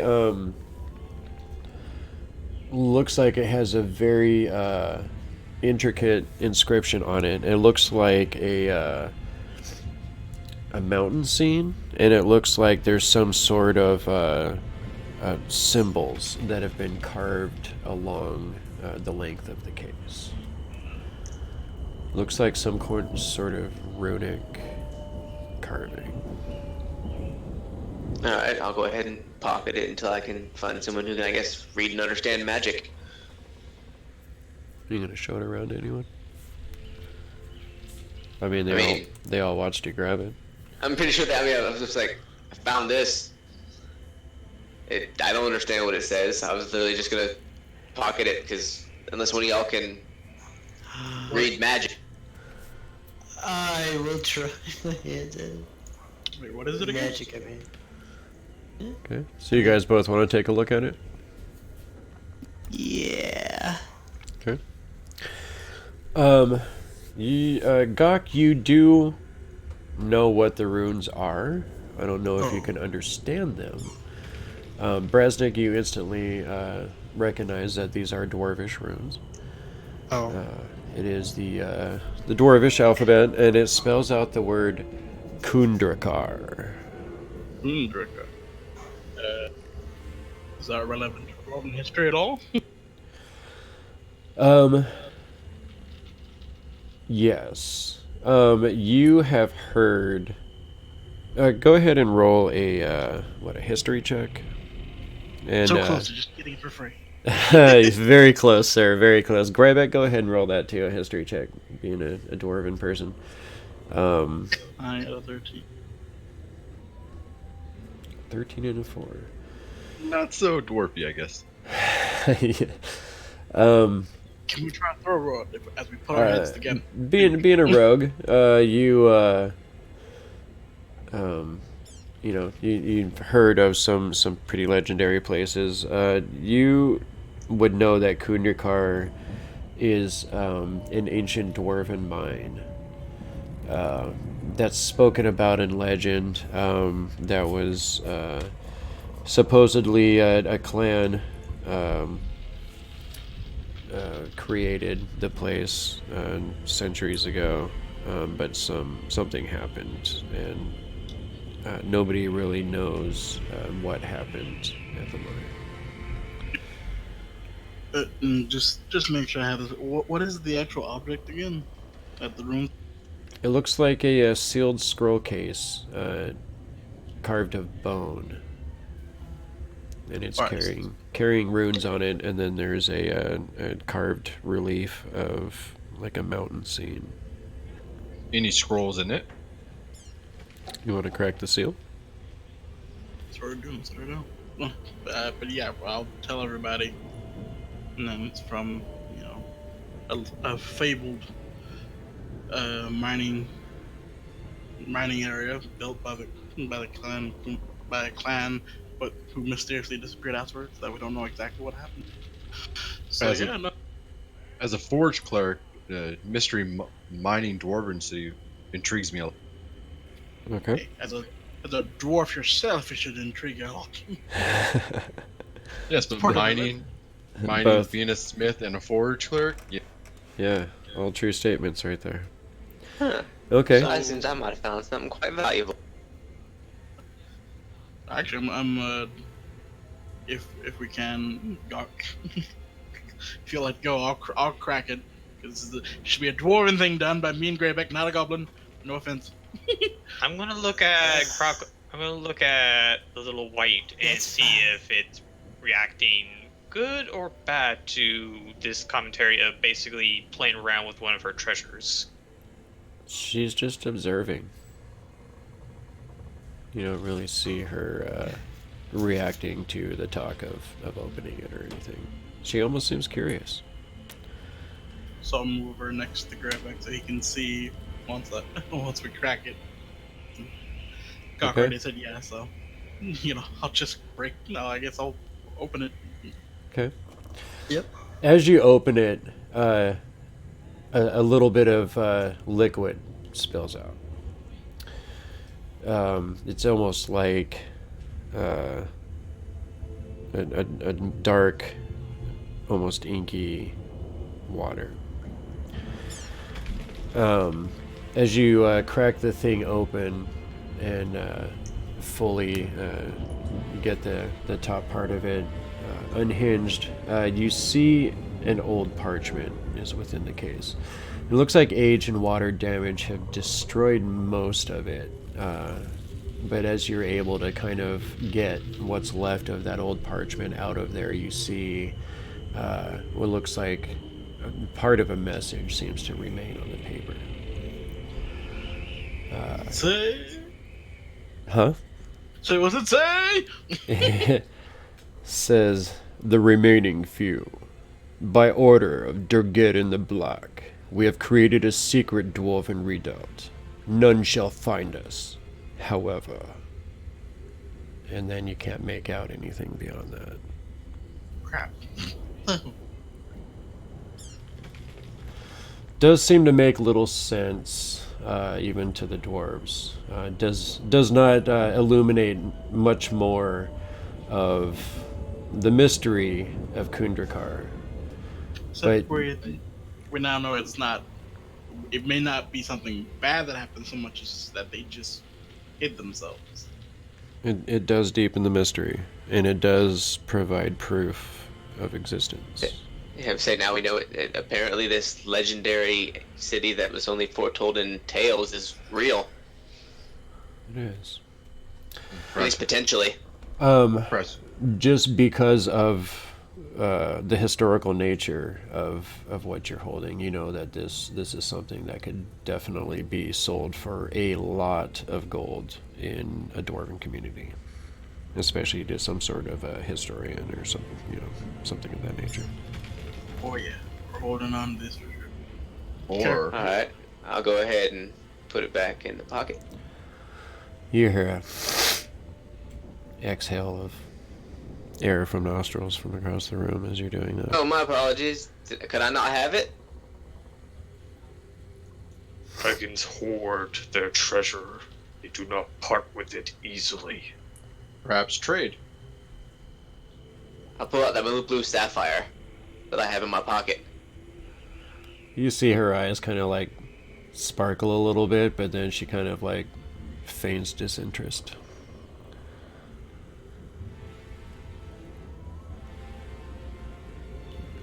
Oh, wait, what about and then the 5 jade figurines? Four.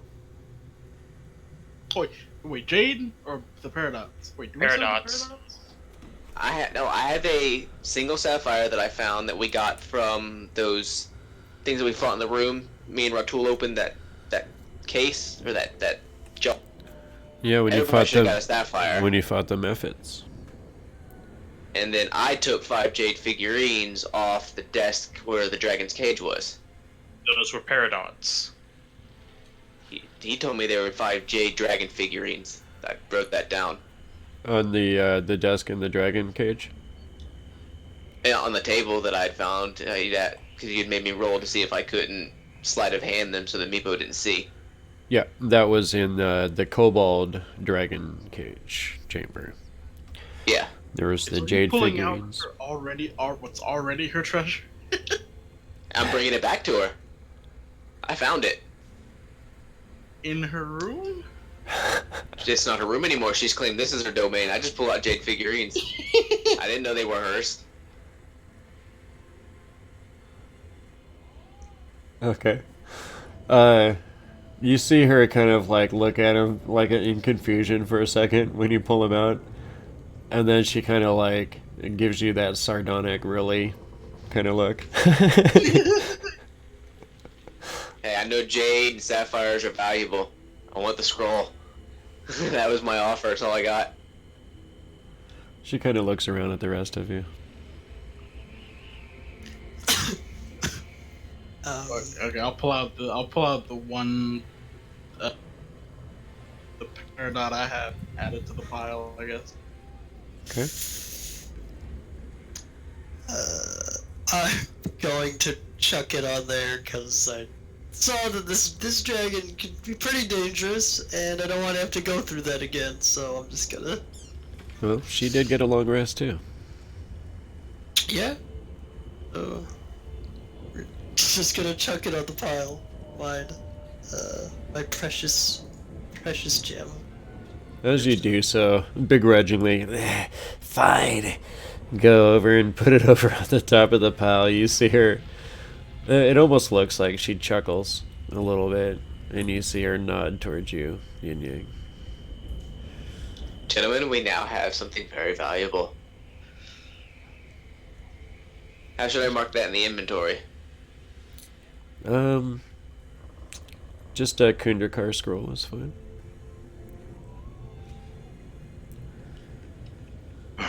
All right. That's going to be a roleplay scenario, trying to get money out of that one. All right. Now that we've rested up and got ourselves ready this morning, we have two choices. Either we go through the ice door and take care of the goblins, or we can try out that door we barricaded last night. No harm in checking what's behind it. Yeah, vote for checking what's behind it. As I start clearing Calcryx out of the way. Agree. Okay. I start strong manning the chest I threw over there last night and move it out of the way.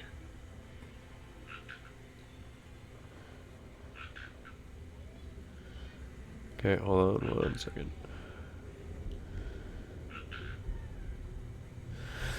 All right. So what, you're gonna clean up all the caltrops and everything. You're gonna move the stuff out of the way. What do you? Okay. And you're gonna approach the door. It's definitely locked. Yep, once again, time to roll the dice. Hope I don't get scythed again. You're just gonna have permanent PSD because of that, don't you? That's right. Never trusting a doorway again, no matter what. I mean, I feel like it's a pretty healthy attitude for a thief. Here's the 1D. First there's the inspection. Sure, there's no holes or anything, something they can pop out of. Okay. Nat 1, nat 1, nat 1. Eat a dick. 11. It definitely does not seem to be trapped. Okay. Alright. Here we go. 1d4. I'm a lockmaster. So +4 to. It's nice. A roll 20. All right. Yeah, you definitely are able to get your tools in there and unlock the thing. The door is available. The door is yours, sir. No, it's okay. Goodbye.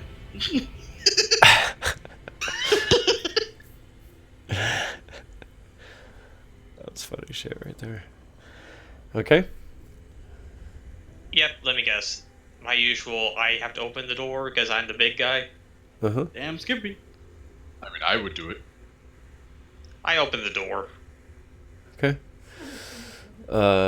You just peeking through or are you walking through? I'm gonna peek through first. Okay. So I'll just put you there so you see what you see. It kind of looks like a long or not super long, but a hallway that goes down a bit. It looks like there's a door down the way to the right, and then a door on the left, about 25 feet down. I poke my head back through. 2 more doors, hallway. Oh, good lord, more doors. Alright, let's get this over with. So, okay, I guess we'll look back at the dragon. Are you coming with? Or are you staying? She kind of like moves her head back a little bit and just settles herself down in her dust a little bit and just kind of stares at you. Alright, thanks for the scroll. Heading out the door. I guess we're heading down the hallway. Down the hallway. Down the hallway. All right. Not sure. What is the marching order? On the way out, I'll pause for a second. Sorry about that kick. Thanks for giving us a safe place. And I'll walk through the door, kind of waving goodbye. Nods to acknowledge you. You see Meepo kind of sadly sitting here like, what? I gotta take her home. Good luck with that. I'm I'm doing gonna our look- part. But what Yusdrel say? Hey, Meepo, let me point something out to you right now. She's a queen, yes. You have a dragon. You see King him. Meepo? You see him kind of like stop for a second.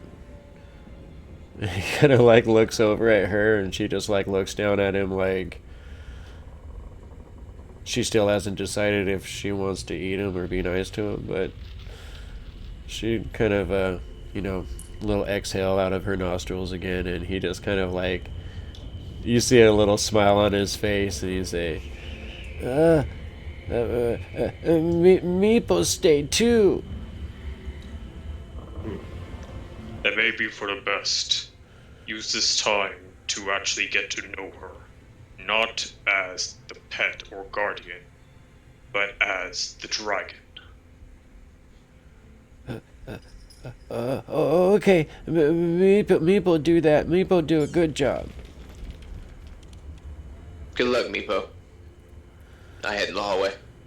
I head into the hallway as well. What is the marching order? I'll be taking you to front right by Brasnic because I'm pretty certain I'm going to be the door opener. Okay. Mm-hmm. I'll follow behind Ratul. All right, sir. So, I'll go behind Yin Yang. okay. I'll protect the rear.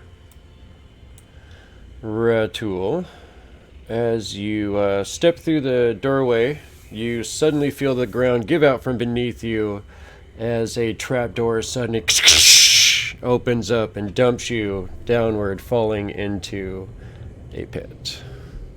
Deck save. I don't think so. Just too sudden, no matter what. Don't think so, sir. So, it's a 10-foot deep pit, and you fall down there. We're just going to go ahead and roll the D6. You can roll a deck save to see if you can have this if you'd like to. I would like to see if I can have it. Okay. That's 12? good. That's good enough. You take 1 point of damage. You twist your ankle just a little bit as you get down to the bottom of this thing. It does not have any nasty surprises awaiting in the bottom of it. It does look like it's been pretty much mostly unused. Probably not a whole lot comes through this direction. Yeah, no, from the bottom of the hole, I just say, "Not again!" See, this is why I don't go through doors anymore. Yin Yang can't help it, but considering he saw what happened before, just can't help but laugh at Ratul's reaction. Just again, and then his reaction. I Okay. try to help him out as best I can. I don't know how my little ass is gonna help his big ass, but I guess me and one of the other. You can Dwarf. stick your bow staff down there. A couple of you guys go ahead and grab a hold of it. Roll a strength check with advantage. Anyone can do that. Boom. 19. You guys are easily able to get him out of there. Did you want to, I could have just easily jumped out of there with my strength score. Just like hop up, put a peg hand on top, and just basically power lift myself out. You don't have to take our hands. It's up to you. Yeah. You could just do it. Yeah, no, I just basically bend my knees down a little bit and just like full on Superman jump up, clasp the top of my hands right onto the edge, and just like lift myself out like I'm getting out of water. Roll a perception check. Perception? Yeah. 18. As you're setting yourself, they're like, sticking the pole down, getting ready to lift you out, and you kind of look up at them with annoyance. Set your massively muscled form, ready to just jump yourself out of there. You see kind of a little glint, a little gleam in the corner of this pit. Probably when I'm basically squatting down for a Superman jump, huh? Uh-huh. Before I full on jump, noticing that, going to look down at it.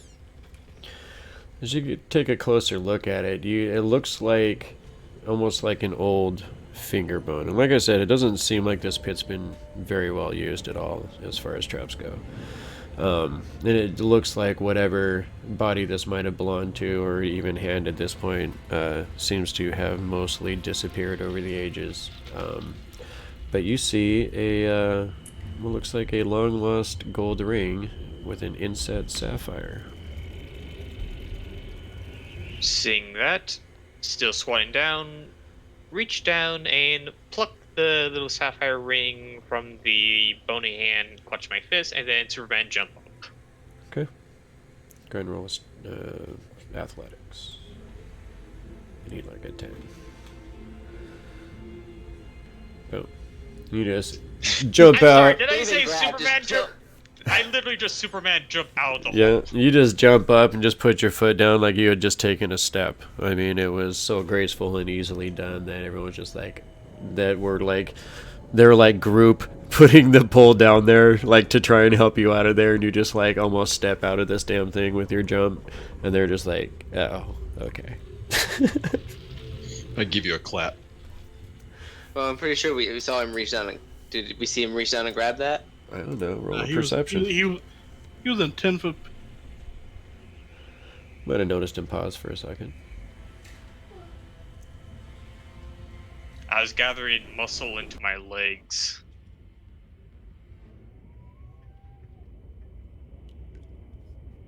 $13.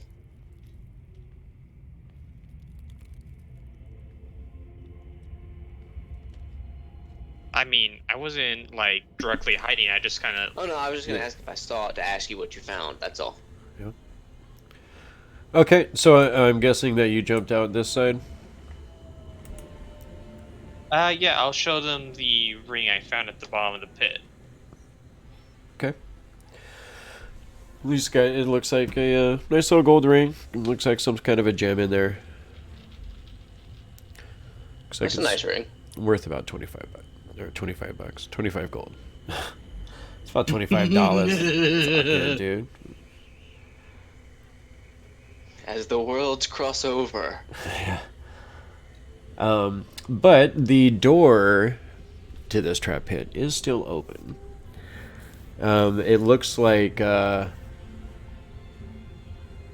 might be able to jam it open if you wanted to. Hey, Brasnic, Is it- do you can disable it? Is it a 10-foot? It Or is. a 5-foot? Oh, it's 10 foot. Okay, yeah. It's 10 foot. Sure, I'll get down and see if I can disable the release function, so it'll stay. Yeah, It looks like you could even just hammer in a crampon or something like that. Pin it open. You could probably try and disable the mechanism as well if you want to go ahead and roll a check on that. Either way you decide to go about it, you definitely feel like you can give it a shot. Give it a shot. Ooh. Wait, does this count as a lock? I don't think so. Oh no, trap mechanisms too. There we go. I got a D4 for trap mechanisms. There we go. Just says dexterity 15. check. 15. Oh, here we go. So, 15 is what you need. So counts as a perfect.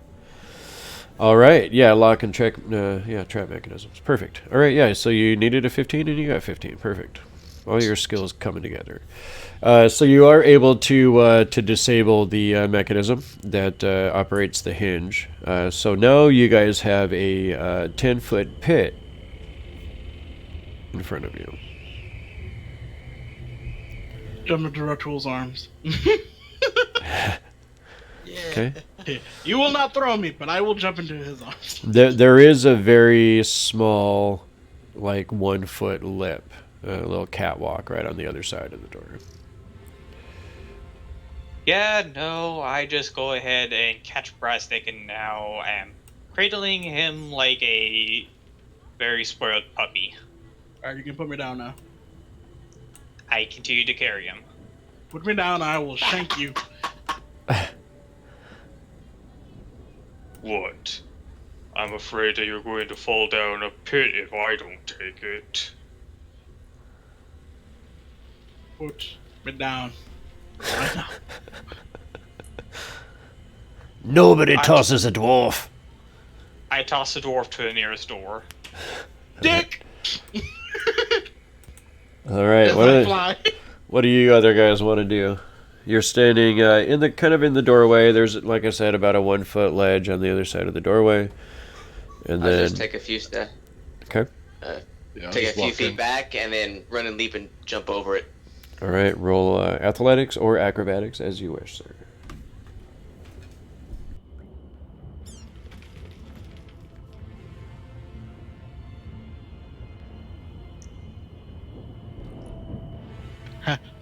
The one guy in like heavy armor goes, thud, thud, thud, leap, thud, good. Ha. Yep. The overweight dwarf makes the jump.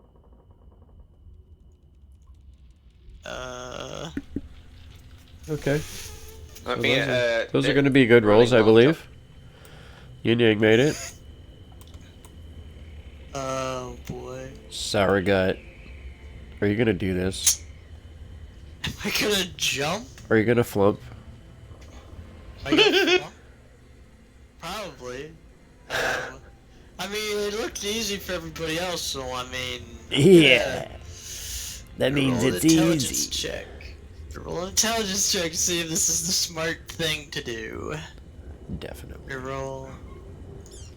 It's. Yeah, it seems like a good idea.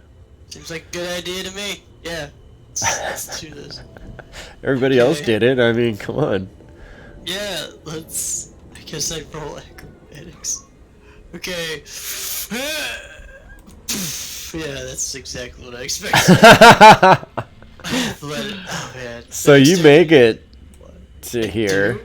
Is it as you're flying through the air, you're like, I got this, and then you realize that there's no way you got this. As you're getting there, your fingers just barely miss the lip as they're like scraping along the edge of the wall as you all the way down to the bottom.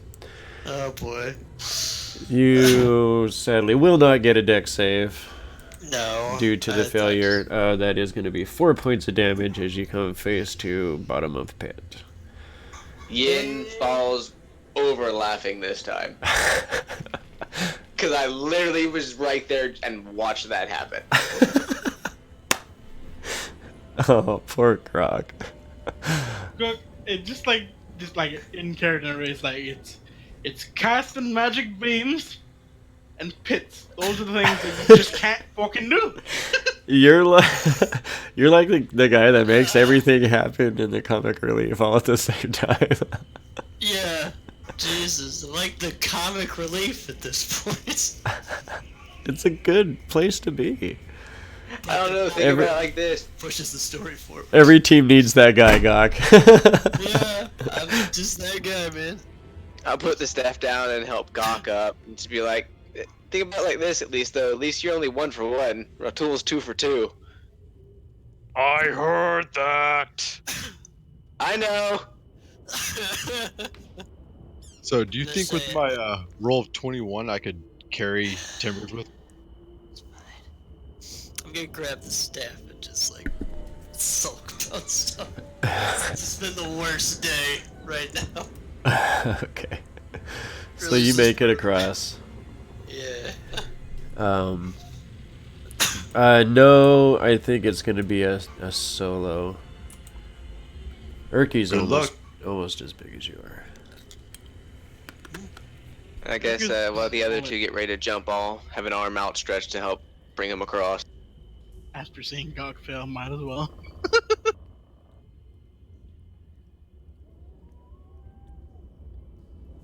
Grybek Oh. gets across fine though.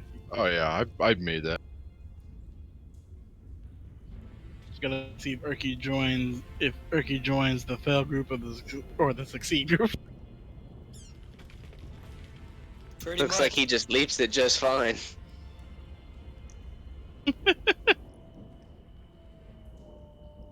Goblin getting shown up by a little guy and a fat dwarf. You see him kind of, he's been like sitting back. I was just talking with my microphone muted, so that was awesome. Anyway, you see him kind of, he's been sitting back and watching all of this kind of with, amusement as all of this is transpired. You see him kind of take a step back, and then he runs, and you see him actually plant one foot up on the wall over the pit, and then he plants another foot up on the wall, and then he lands down in this space over here. You just wall run. I'll Well- clap my hands. Well, yes, of course. I'm surprised none of you thought of it. See him just kind of walk on. Yeah, here's a small hole. I just jumped over it. All right, and Grybek does make it as well. So you guys have successfully navigated the pit trap. And Hey, we I might want to have look for traps from this point forward. a couple of doors. Well, I mean, they looked for traps. It was just on the other side. Alright, so once again, making sure the doors don't try to kill me. Yeah, roll that thing. Aha! Boom. Definitely not trapped. Okay. So the D4 for the. This one's actually not even locked, But it's also not trapped. but it is super not trapped. This time, because of how confident I feel, I'll finally open the door without running behind Ratul. All right. As you poke your head in, you find a platoon of goblins. No, I'm just kidding. Oh, good God. Be the same thing I went through. Oh, guys, look what I found. No, it does look like it is a guard chamber. It looks like there was definitely recently a group of guards at some point that have been, using this place up until very recently. The fire does seem to be out. It's, kind of smoking a little bit, but it looks like it's been unused for several hours at least. Alright. I'll tell the guys, it's just a place with some guards slept. I'll give it a quick once over, but otherwise, Gok, work on the other door. All right, go ahead and roll investigation check for the room. Real quick question. How much does that scroll weigh? Just like a pound. Not much. So 21 for my quick once over. Right, go through the guards. You find some, standard kind of goblin hardtack, some old kind of nasty water, that same kind of goblin piss wine. You do find some very kind of savage and, shoddily made arrows, things like that, some kind of old and rusty goblin swords, things of that nature. Yeah, there's shite in this room. We're good. Okay. What are you doing there, Gok? I was thinking of trying to open the door, but chose not to. What I was doing. Okay. All I'd right. like to put my ear to the. What are we Go gonna do ahead. about that other door there? No, I was gonna put my ear up to it and listen if I hear anything through it. Okay. You don't hear anything. Okay, that was it. Because I know Brasnic was gonna check the door. I was just checking to see if there was anything. Okay. Back to me, job. Roll it.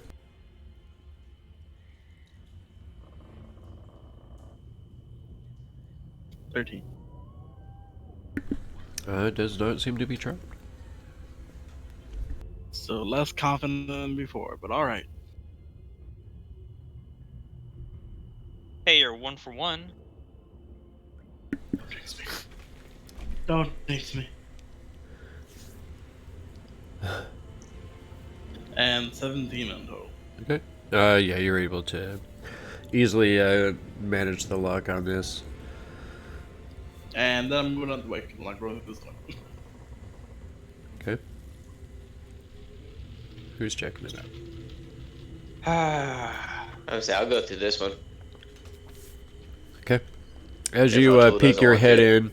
in, you actually recognize the room where you battled the goblins. That was had the straw dummies set up across the room and had the archery practice. This is the second goblin fight that you got in just after the Caltrop room. Probably, yeah. This is where we fought the first group. Alright, so we're Second. circle. Yep. You made a So circle. as everybody comes in, you kind of see that you are back in here. And we go. I'm guessing we're just gonna go right back towards. Yeah. So this one right here, going through this door here, was when you got into the storage room. There was the storage room beyond, and then beyond that was that hallway where you had that big goblin fight with that whole freaking platoon. Yeah, Did we we're- ever investigate the storage room? Yes, we did. That's where you found the elf pudding. Yep. Right. Yummy. So yeah, back. moving. We're just gonna go back to where we had the giant fight and continue in the other direction. And Gok, again, leave the fucking elf pudding alone. I swear to God. I already said I'm taking the alcohol, okay? There's definitely a barrel of goblin wine in here. Yeah, I took one of them a while ago, but didn't help me for anything. Falling down there, that chasm. So I'm good. I feel like you might need to drink some after all of these issues. I probably will later, but we're way safer than now because there's still bugbears and stuff on the loot. There are. Alright, so yeah, right back into the room and we're going out the bug right now. Okay. Onwards!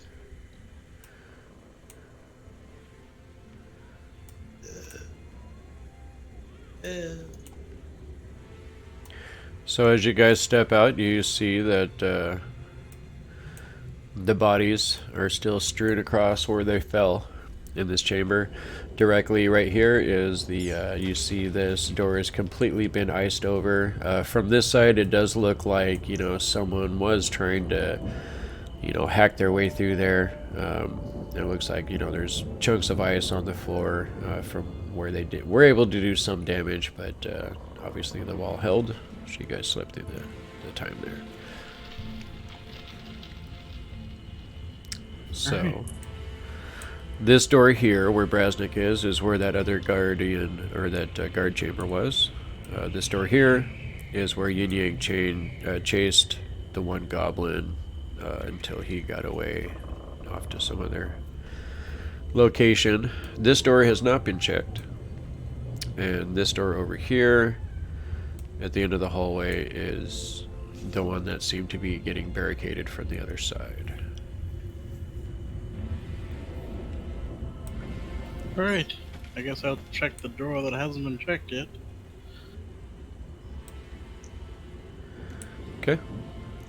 You're gonna check that for traps? Oh yeah. Oh, yeah. Never not doing that. Never not doing that again. Well, you don't find any. Mm-hmm. How confident in that are you? So confident. Well, I've been running a lot of 4s on these D4s. 19. Okay. You are able to get it unlocked. You gonna check it out or let somebody else do that? I just step aside. Can I listen to the door? Yeah. As you step over, you kind of put your ear to it. Definitely not picking up anything. Seems pretty quiet.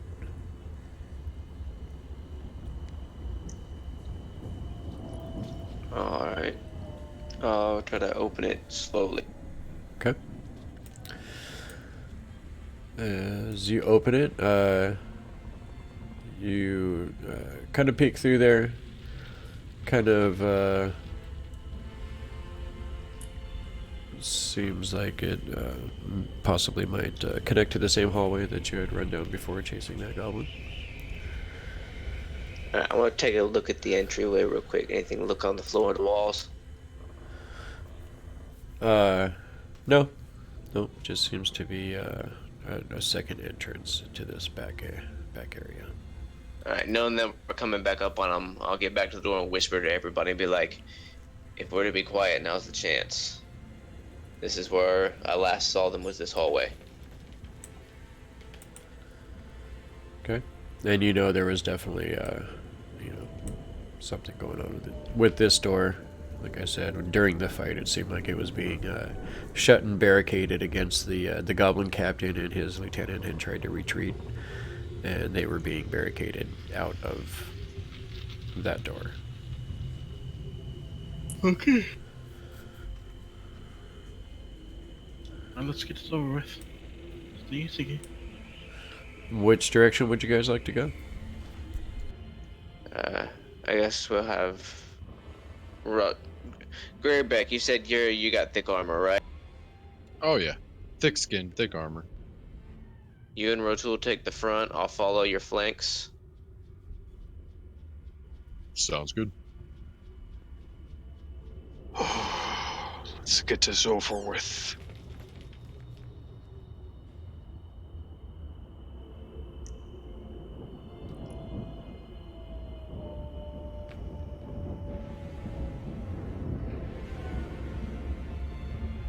Always seem clear, by the way, but watch your footing, just in case. You've seen what this place likes to... Yep, and I'm going to watch where I put my step in case I feel the floor not be as solid as I want it to be underneath my feet.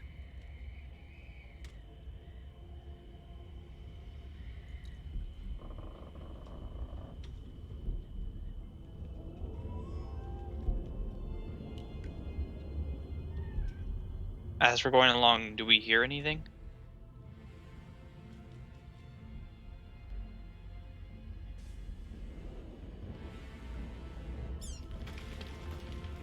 Hello? Oh, I was muted. Of course.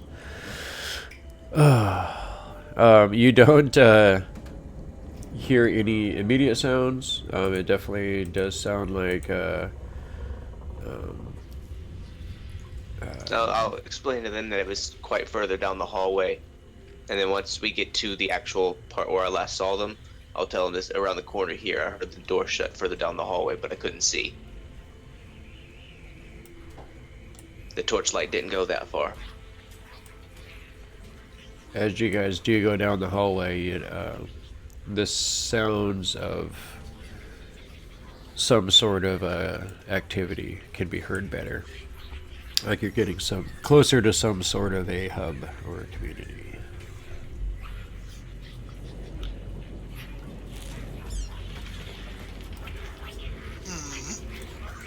I guess I'll go ahead and take my torch and muff it out, and I'll put my hand on the back where I tool, saying, "You're my eyes at the moment, man.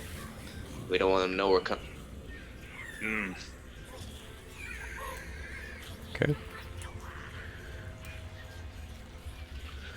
So as you get further down the hallway,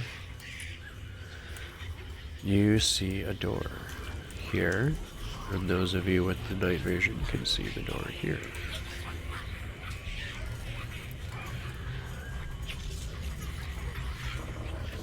As we approach this far door, do we hear the sounds getting louder? The sounds seem to be coming from this door.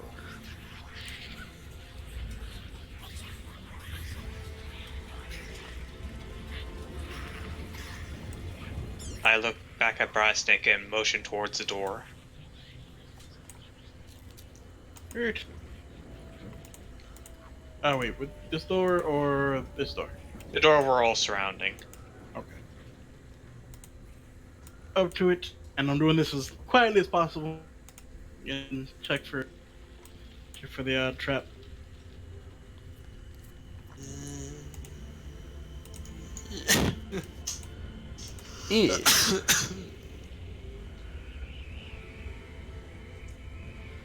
All right. 1 second. Let me see. There we go. There's the investigation. Well,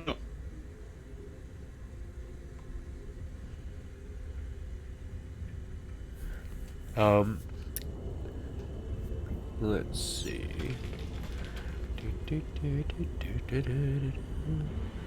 It does not seem to be trapped. Does not seem to be locked.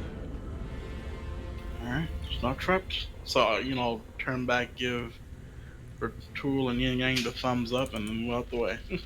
I don't see nothing. You kind of give me the thumbs up, and I don't even look at you. I'm just like, kind of just looking around. He's looking around very blindly. Mumble something about humans. All right. I look towards the other dwarf and basically make a motion for either him or for me to go first. I don't mind going first. All right, Grybek.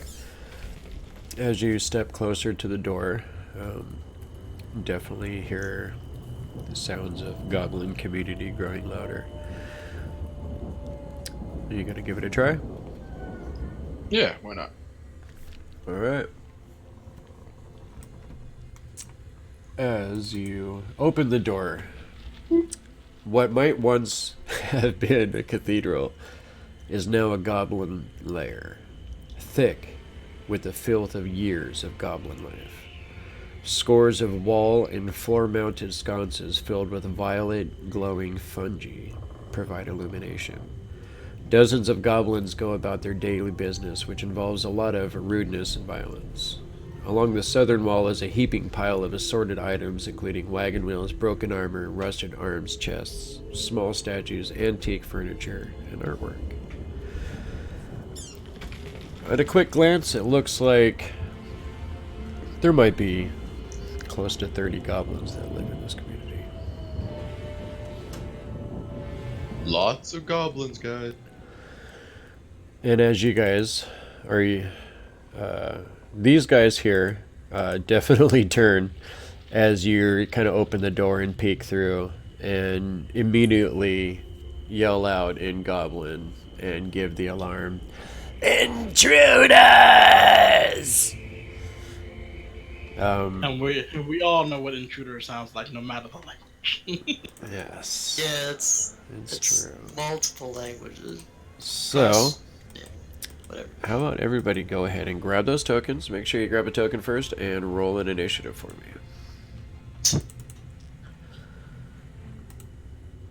That's not that bad. Ooh. We're all gonna die. Hey, there we go. Fighters up front. And where are those? I think you mean bullet sponges up front. Yes, 'Cause- The hell is a bullet? that's what he said. How do you know about secret gnomish and dwarven technology? Who told you things? No, just time out of game. Time out of game. Because Gok doesn't know a lot of stuff. I mean, he was kind of... he knows something, but not a lot of things. Okay. Well, at least there's no lair actions this time. Those things kind of jacked you guys up in that fight. Yeah. That was pretty awesome for a GM. That and the spreading frost that hit me when I was on the other side of the door. Right? Like, this is bullshit.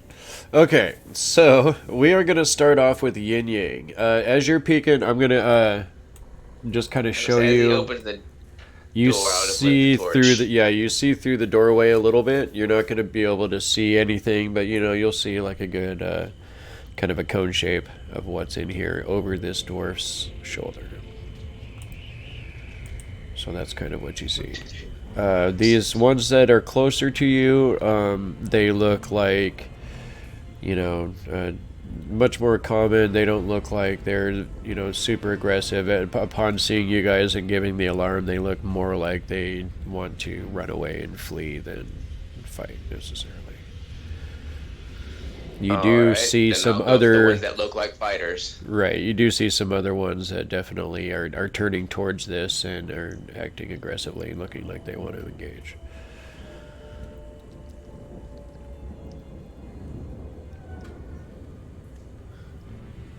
Looking at the ones that look like they don't want to fight, as long as they don't attack me, I'll just walk past them. And I'll go for that one. Okay. The one that looks like a fighter. Yeah. Go ahead and make an attack, sir. And I guess I'll run forward and pretty much just plant my foot and then ram forward with the staff, kind of trying to hit him in the center. Okay. Roll 2 attacks. Or are you just rolling the first attack with the staff? Yeah. Okay.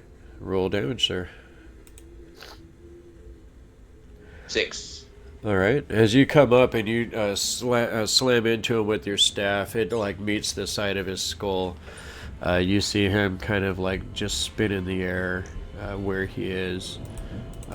You see him just kind of, he's laying in the ground and he's kind of twitching a little bit. It looks like he's not quite dead yet, but he is extremely hurt by this move. And then that was only...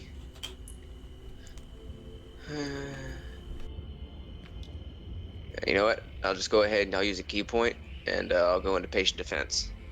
So I'll pretty much just spin the staff in front of me and then adopt a ready stance in front of me. Pretty much ready to dodge or block anything that comes in my way. Okay. You see these goblins instantly react with rage at this. You see these guys all seem to want to run away. 5. Do they appear to be like children? No, it seems like commoners of the village, goblin mates and workers, things like that. Oh, okay. Not combatants in any way. And you see them instantly starting to flee across the room in random directions away from you guys.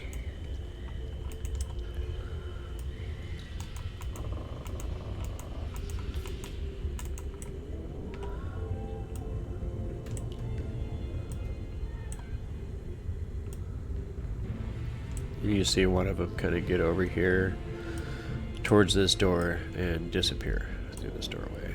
This one that's right here disappears through the doorway right after it. You just had to let more of them disappear, didn't you? They're commoners. They're non-combatants. But there are plenty of combatants in here. And they are going to take aim at the two of you. So, we have 1, 2, 3, 4, 5, 6 goblins. So 3 of them are going to shoot at Yin Yang, and 3 of them are going to shoot towards the Grybek over there in the doorway. The ones that shoot at me have disadvantage. Yes, sir. And I'm in melee with one of them. Do that right now.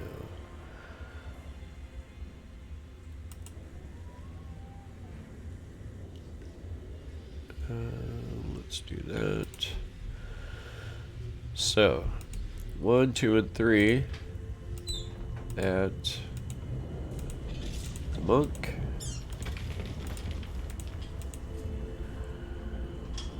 Only one of those hits. Okay, so you're spinning your staff around. The first bow that comes towards you actually manages to just get past your staff as it hits into your thigh. You take 4 points of damage as you kind of grit down in anger. You're able to actually block the next 2 with your staff as it spins in front of you. With Mr. Dwarf. Oof. Look at that. None of those came close. That first one comes from this guy over here. And you see him actually he tries to lean out around his buddy, and you see him kind of, shaking a little bit as he pulls his bow back. You see it, just fails on the execution. You see that the point, or the front of the bow actually kind of dips down a little bit as he's trying to release the string, and the arrow actually flies out and sticks into this goblin that's on the ground and kills it. Haha. So A smile comes across Yin's face, and he looks right at the goblin. alright. Ratul. Sir. Big man. Yep. 5, move to the doorway, please.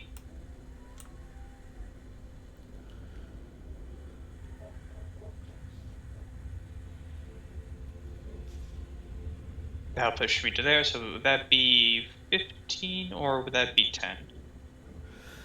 5 to 15. Alright. And I see a whole lot of goblins and a whole lot of trash. So, which ones are the ones that are holding crossbows? Hold on, there's a bug in the bathtub. I have to go rescue a kid. I'll be right back. Roll initiative. Yes.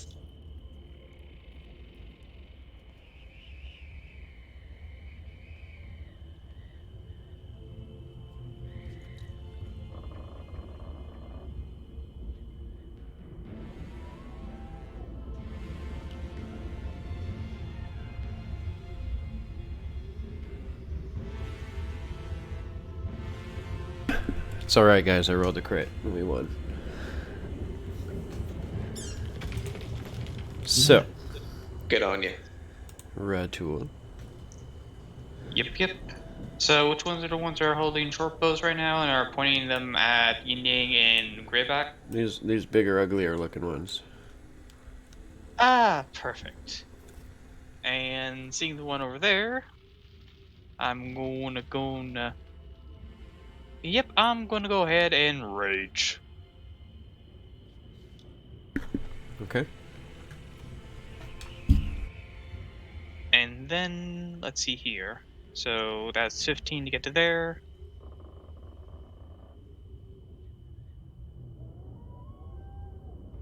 Unfortunately, I can only get to there. And then I'm going to...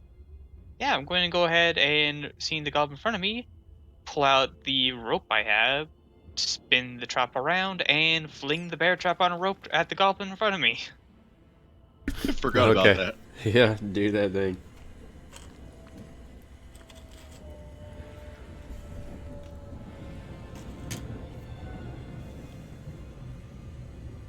So it needs to make a dex save. This is true. This goblin doesn't even know what's about to happen. Let's go with a normal roll on that. That is not going to be good enough. So you see this goblin like holding its bow, and it looks like it's ready to try and pull it. And as you like pull this trap out, it kind of like looks at you with like this curious look on its face, like what? And as you drop it down and then you start spinning it, the confusion starts to turn to concern. And as you whip this thing forward with the bear trap snaps open coming towards its face, it turns to outright terror as this thing latches right onto its face and clams down on both sides of its head. You see the blood just squirt out all across the wall and down across the floor as this thing just and falls over to the ground dead. It's a I horrible look to way the guy that's behind the goblin and just like grin a big menacing orc grin. Now, this goblin's already shot its friend, and then it's seen its other friend just get bear trapped to the face. This is not a happy goblin. And that's all I do for this turn. Excellent turn, sir. Mr. Sour Gut.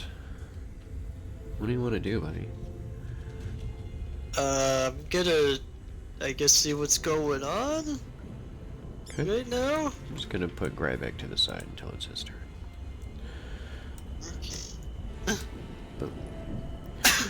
Okay. I'm assuming these are the bad ones. The ones that are armed and trying to kill everybody. Yes, sir. Right. Okay. Get the one closest to the door. I can reach him. So I'll hit that guy. Because I gotta... Because of my special... I forget what it's Eldritch Spear. That's what it is. So I get to hit. Well, I mean, it's worked so well so far. I feel like you should. Yeah, give I it a mean, try. it's... I know. Okay. Gok is going to try to hit him. You literally God. have not hit once. I have not hit one time with this thing. It's a I new. would have just been better doing Toll the Dead. Because that's killed more people. It's a new spell. You know.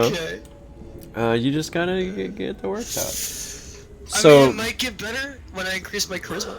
this time, as you step forward, you say, "I've had enough of this." And as you step forward, you say, blah blah.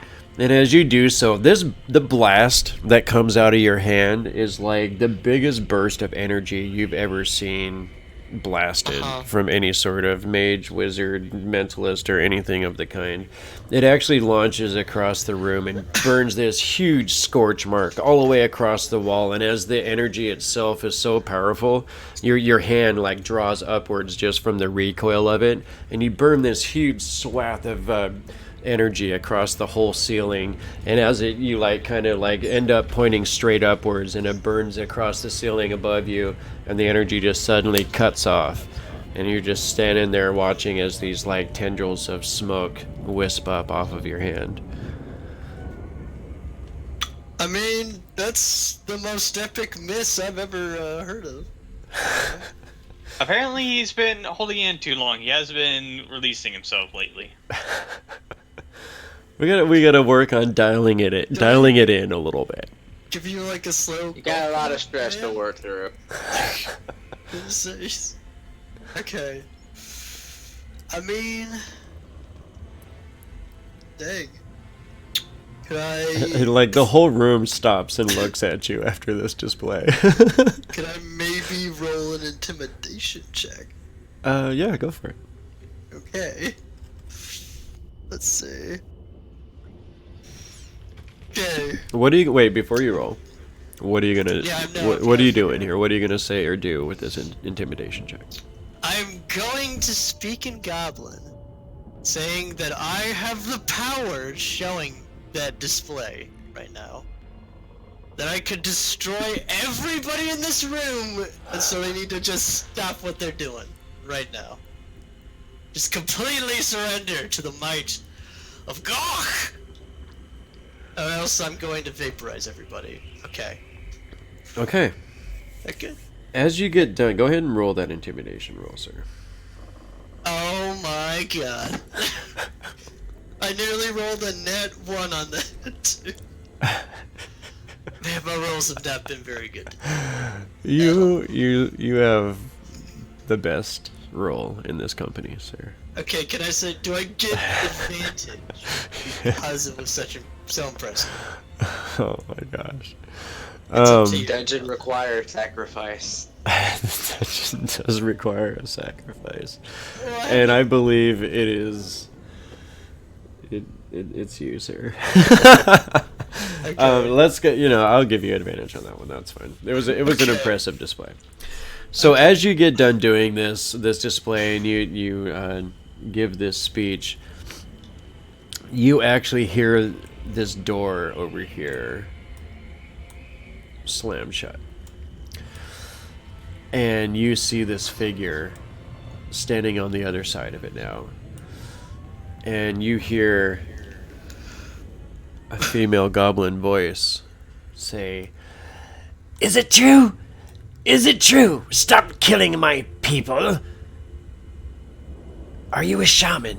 Have you come to save us?" She says all of this in Goblin.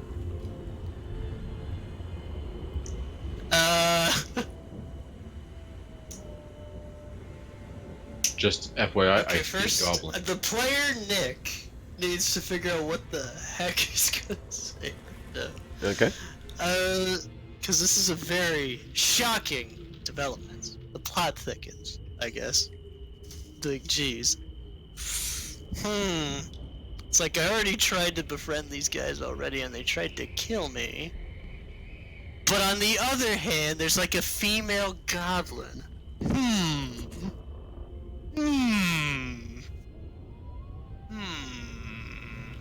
Okay. I'm going to play along. And I'm going Okay. to tell my friends to stop killing the other goblins. Because that's gone so well so far. Because that's gone so well so far. But I think if she's like somebody important, then she could bring them all in line. And besides, I kinda want to get like some employees, so this'll be a good start to do that. Maybe. I don't know. Or a sidekick. I'm okay with that too.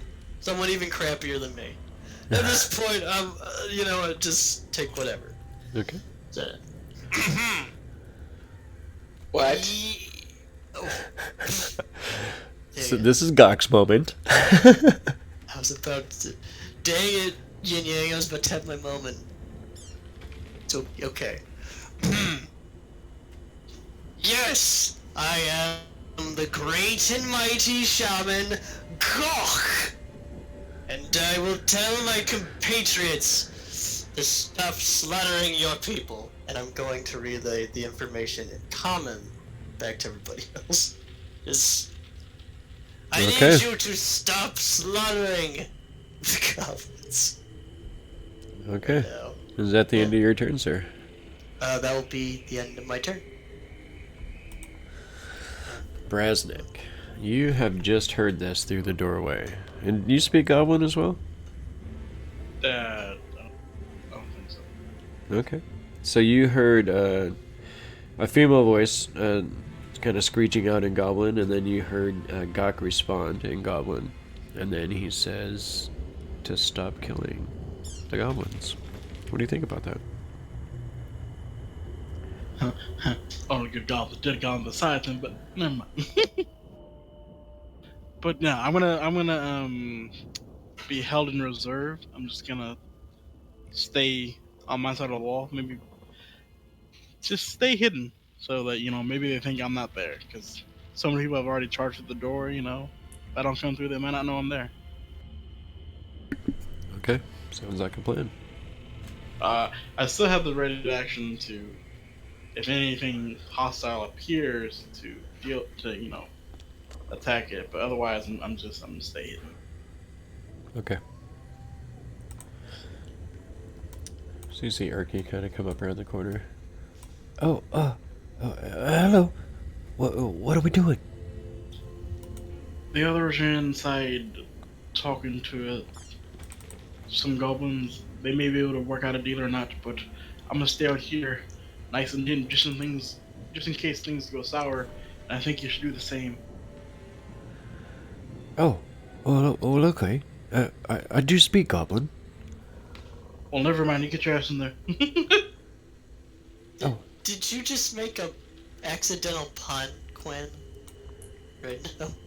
Because, have sour in the name. I guess so.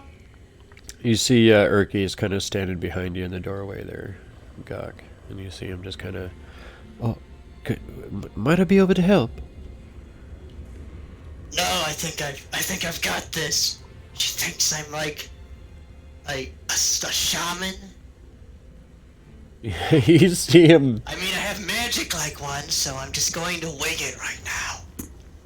This could be really good for me and all of us. I was going to include all of us. He just kind of stops, and I know you're looking the other way, but he just kind of stops and blinks at you like, this is the worst idea I've ever heard of. This is the best idea. He, Look, my -1 intelligence said it was good. Okay. Okay. Well, that sounds like a good plan.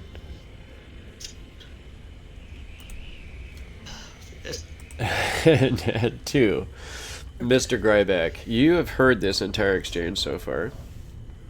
Yeah. Roll a perception check. Or intuition, whatever you like, whatever that shit is. Is that insight? Insight, yeah, that one. Okay. She does seem to be earnest in what she has said. But, I mean, Right. It doesn't make a lot of sense, of course, at this point. Yeah. So I'm gonna hold my action to cast Sacred Flame if any of them make an aggressive move towards me. Okay. Other than that, I'll let Guk do his thing. Okay. We are at the end of the round, so a held action. Does that carry around until your next action? Does that carry over? You can continue to it, but the held action only lasts for one round. I think. Until the end of the round, though, right? Yeah, once it becomes your next turn. Yeah. Okay. All right. But as soon as it becomes your turn, either your action goes off or you choose not to let it go off. All right. Okay. So, top of the order. Yin Yang, you just heard Gok ask you to stop killing these goblins. What do you think about that? Yeah, that's kind of what my what was before. Sorry, I was responding to that, I guess, a little prematurely. I'll reach into my pocket and grab one of those, I grab a little circular shaped metal disc that I'm ready to throw. They're darts, but they're little, like, bladed discs. And Okay. if one of them attacks me, I'll throw it at him.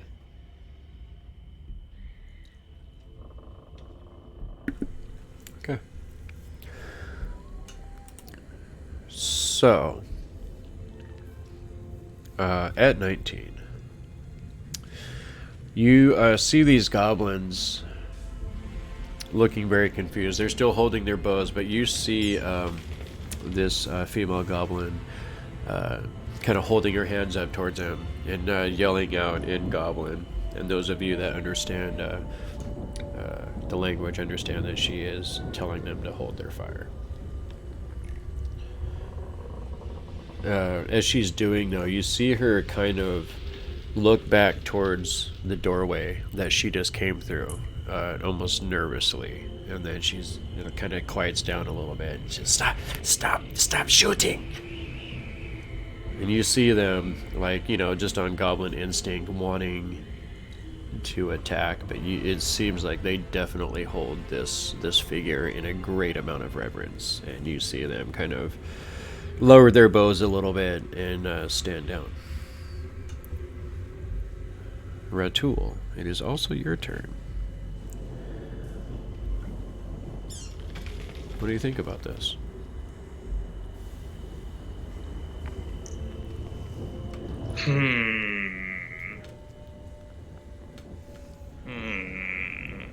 I'm not going to make any of this easy on you guys.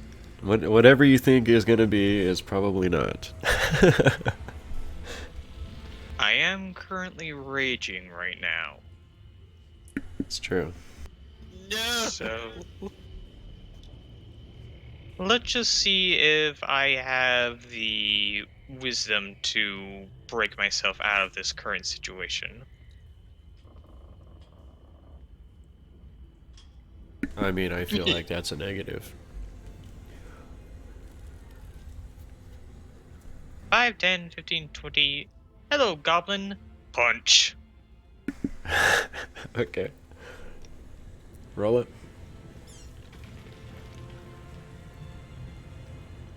Oh, Oh, jeez. I think this kind of turned south again, really fast. Okay, it's turned. Roll that damage. Oh my! Which one were you hitting? This guy? Yep, that's a guy, and that's max damage for me. Alright. Yeah, he's super dead. As you just full of rage, stomp over and just blast this goblin right in his face. He actually kind of snaps backwards just from the force of the blow and goes flying across the room. These other goblins instantly raise their bows up towards you and take fire. 1, 2, 3, 4 of those guys are going to be shooting at you. I guess my held action would go off as well. Yeah, if you want to do that, they're not shooting at you, but if you want to use that at this point, you definitely can.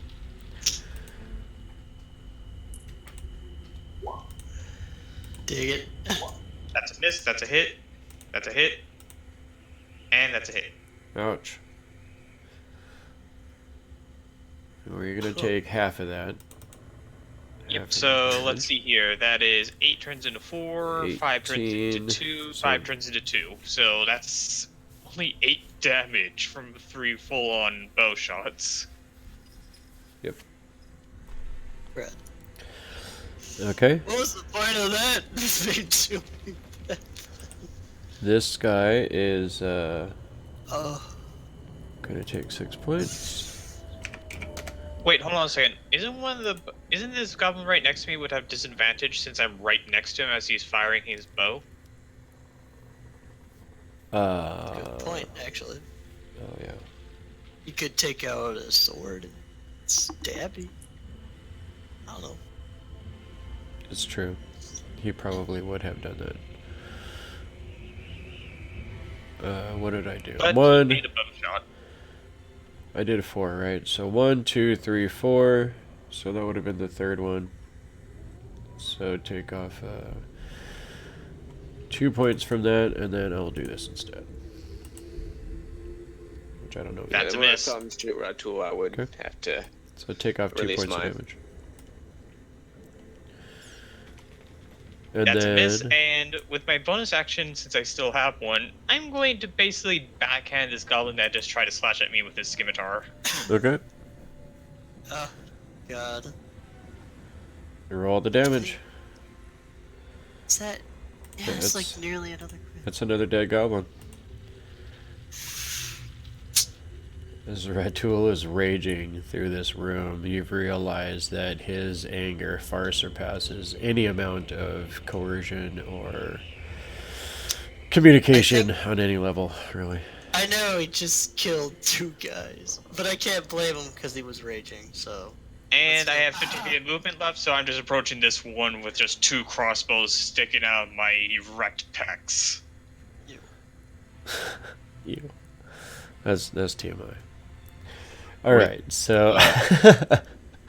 All right, yeah, he is definitely intimidated. You see Grenell kind of like wringing her hands now, and she's like crying out, "No, stop!"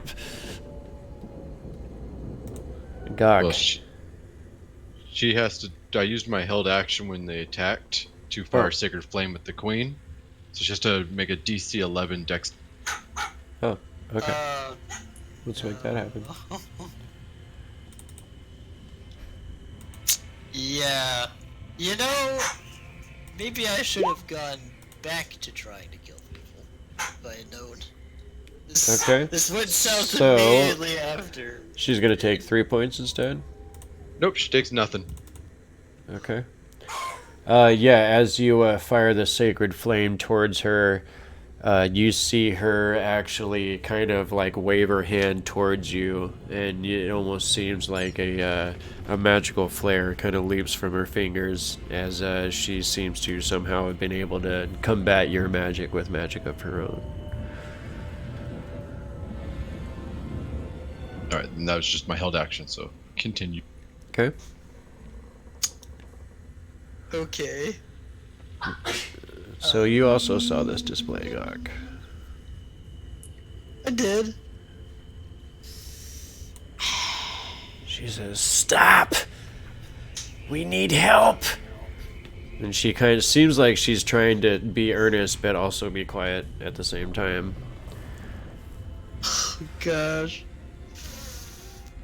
You know, I kind of think, due to my experience with being stepped on a lot by goblinoids that consider themselves higher than goblins, I'm assuming either that's gonna be, like, where the big man is, for the hobgoblins, or that bugbear, if she's, like, freaking out.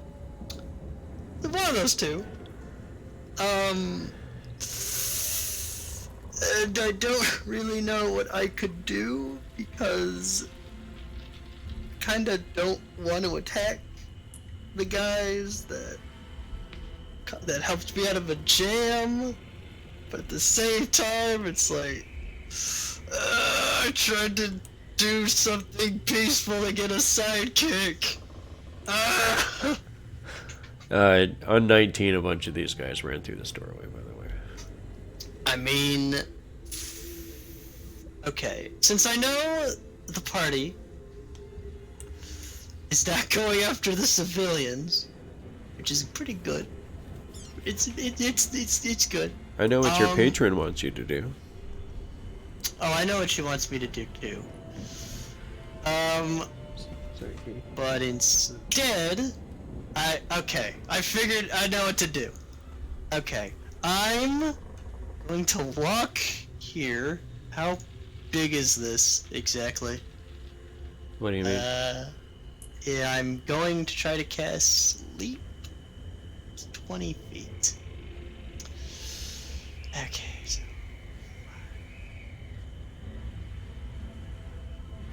Oh, it's like in a cube. I think maybe... here and I'll be okay? Just gotta figure out where to put this.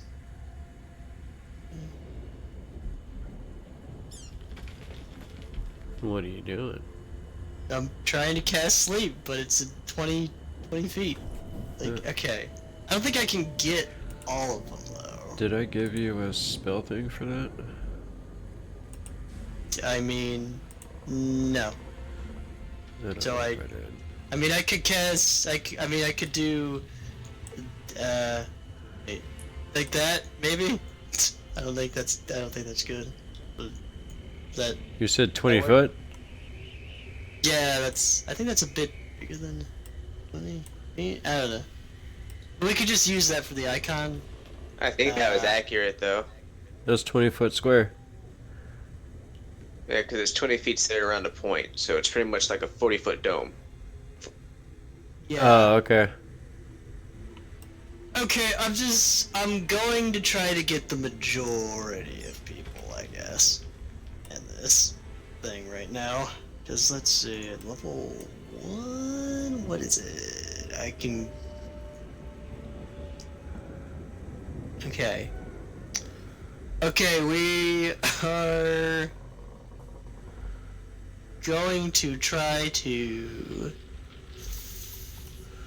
I'm gonna center it kind of like... I think here is okay? Not on me. That would affect me. Okay. Is that... Yeah. I mean, that reaches, like, the majority of people. Yeah. Everyone except the commoners, and then Ratul as well.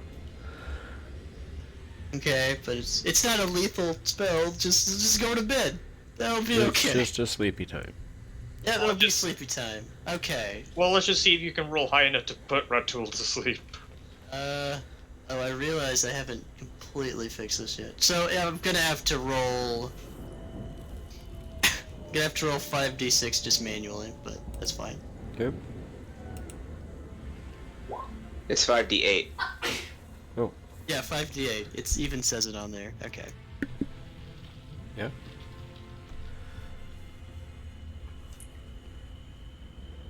Unless you want to cast it at a higher level. I can only... Well, actually, I could... No, I can only cast level 1.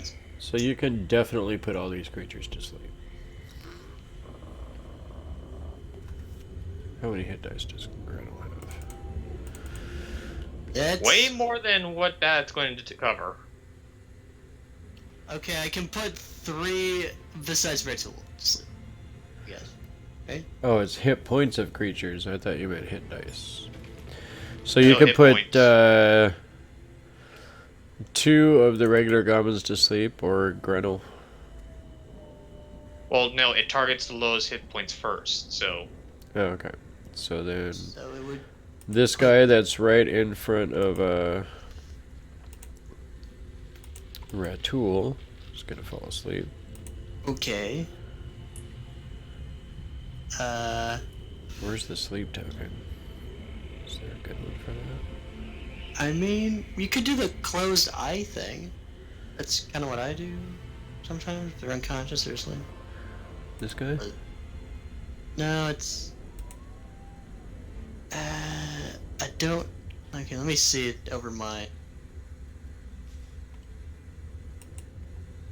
That guy?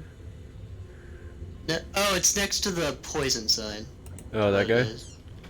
Yeah. Yeah. Yeah. No, he's sleeping. Alright, well you Okay. put 2 of those goblins to sleep.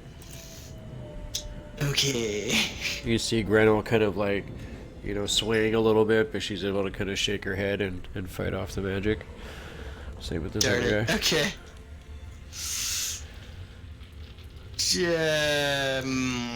And the big orc is not affected.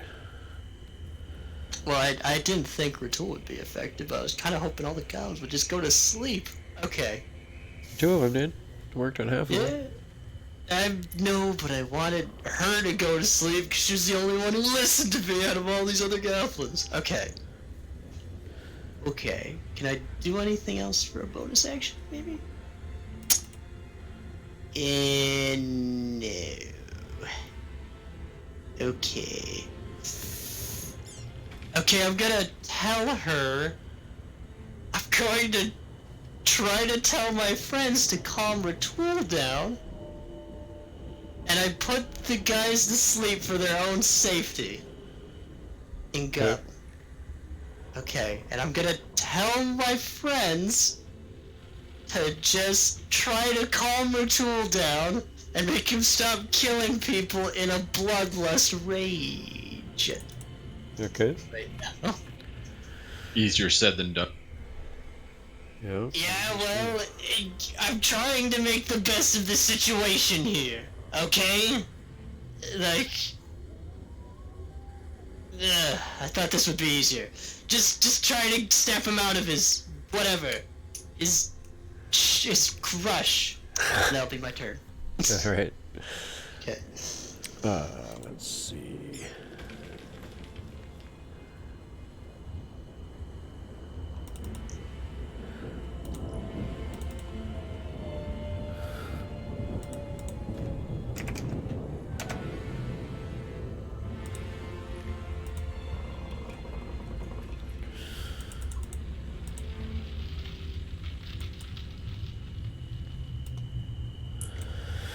Okay.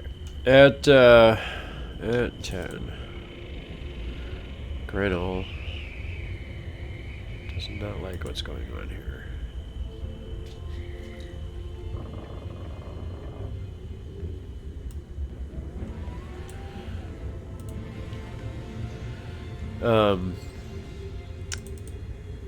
She kind of looks over and seeing the rampaging beast. Oh, jeez. Let's go this direction. She is going to cast Bane.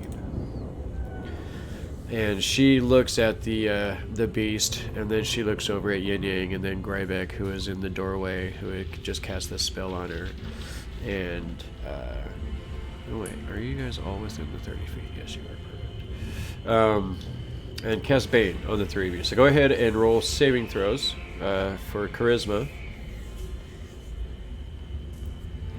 Oh, that's something I'm great at. Is Grybek one of them, or no? Yes, Grybek. Oh my god! Grybek is one of the three. And you are rolling really good tonight. Jeez. Alright, so Yin Yang is going to fail that one, so anytime you make a attack or saving throw, you have to roll a d4 and subtract that from said roll. Alright. And then that is going to be her turn. Those that speak Goblin hear her kind of grumbling, "I just wanted allies to kill Dern."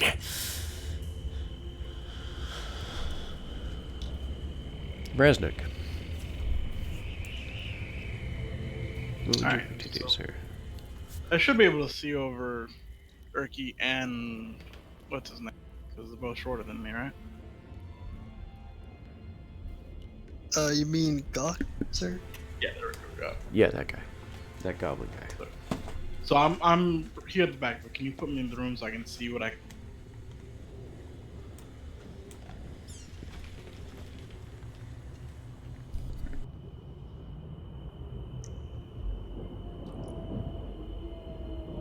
Oh, Gok's not in the way anymore. Can I get past Urki? Urki. Yeah, you can. So yeah, I'll just get past him, and once I'm in the room and see everything, and also heard what sounded like spellcasting that wasn't from Gok. I'm gonna go ahead and just chuck hammer. Yeah, Grodel. Yeah. Okay. So I was outside and sort of hidden. Am I fast enough to go in and chuck a hammer and get the advantage from being hidden, or no? Yeah, that's fine. She wasn't expecting it. So.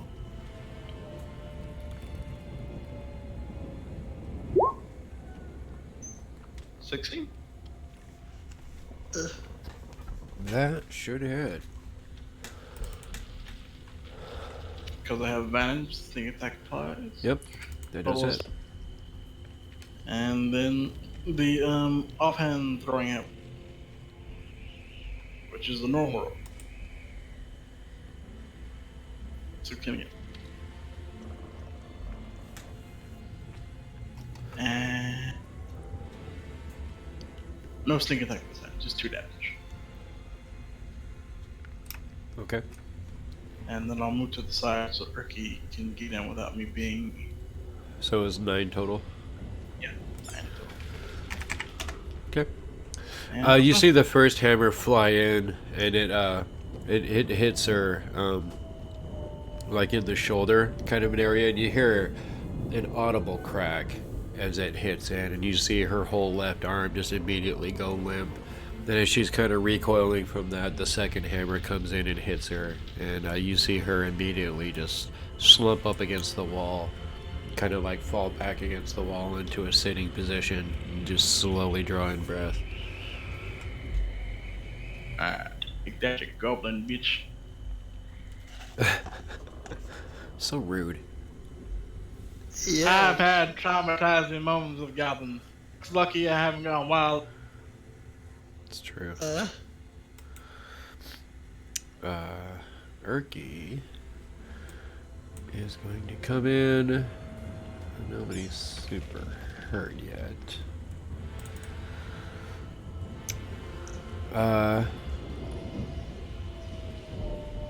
You see him come in, and he looks over at one of the goblins there with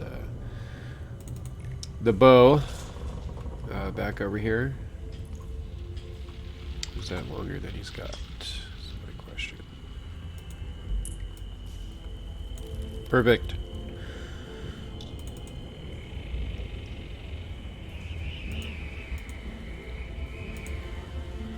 Oh.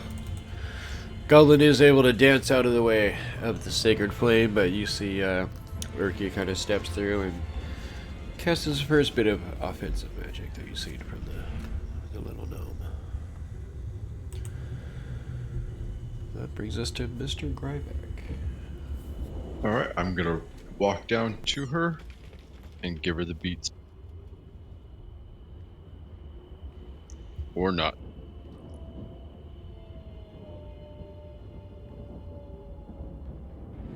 She was just too quick. Apparently she was slumping too fast. Alright, so... Slump too fast. She, you sadly do miss as you're coming up. Just a little bit of the sleep gas, I guess, kind of disorients you for a minute, and you sadly miss. Top of the order would bring us back to Yin Yang. Seeing and feeling her cast that spell on me, I'm just gonna rush her. Alright. Pretty much just try to golf swing under the chin. As Although with Gok... the minus D4, I miss. I'm sure. I don't even need to roll a D4. Yeah, that's going to be a miss for sure. Alright, and I guess I'll follow up with a knee. Okay. Go ahead and roll that D4. 5. Oh yeah, I guess. Right into The D4 wouldn't matter, it would have been a hit regardless. So, as you come in, you kind of miss with the bow staff, but you just come in with the knee and you feel her skull just kind of meet up with the wall behind her as the breath leaves her. She slumps down dead.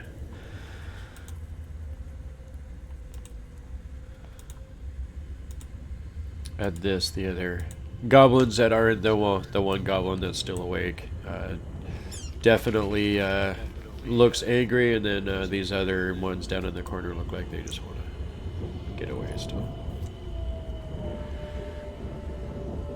At the end of your turn, sir.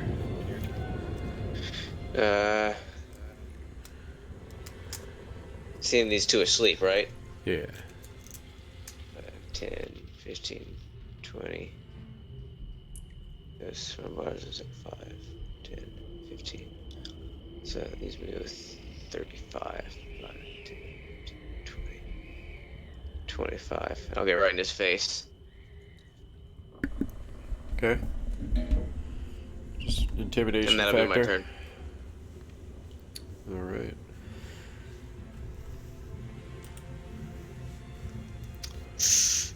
The rage monster. Seeing as the goblins around me absently dropped to sleep, and that Yin Yang seems to have the last one,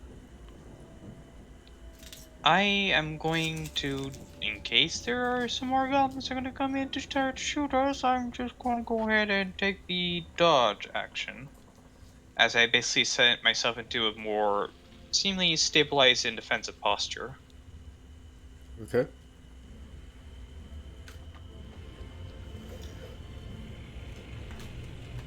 And that's in your turn for now? Yep. Alright. These guys are asleep. This goblin here is going to take a swing at Yin Yang.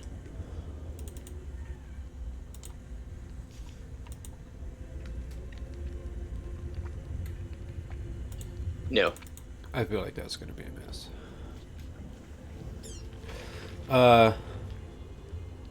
Yeah, he takes a swing at you and then just pretty much looks completely afraid. You see him, let's see.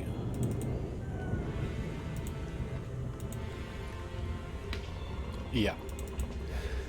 He actually just drops his scimitar and throws his hands up and turns around and runs away and tries to escape through this doorway.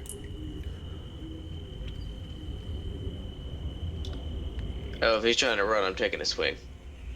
Go for it.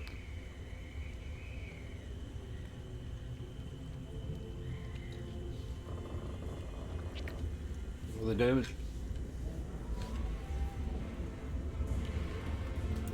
Hey. Oh, yeah. As he turns and spins away, you're easily able to lash out with your bow staff, catch him across the back of his head. He dies before he makes it to the door.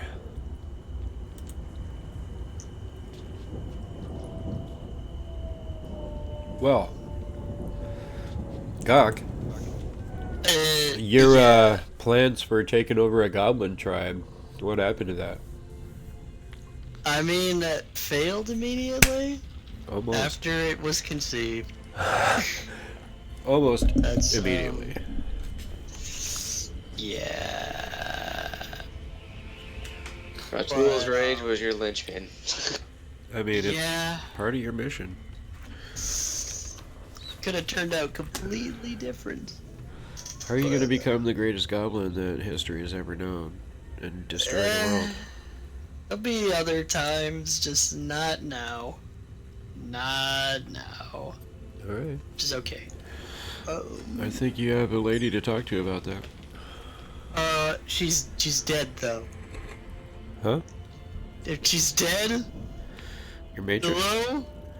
Just got her skull bashed in by no, a bearded Not that bird? lady. Oh, okay, not. Oh. Oh. Right. Oh, I know what you're talking about now. Is she gonna phone in again? Just. Yeah. Just gonna phone that one Okay. in. No big deal. Okay, just phone that one in. Probably wondering why I'm not killing a guy. Fine. Fine, I'm getting sick of this today. Getting completely sick of this. I'm gonna kill this sleeping goblin right here.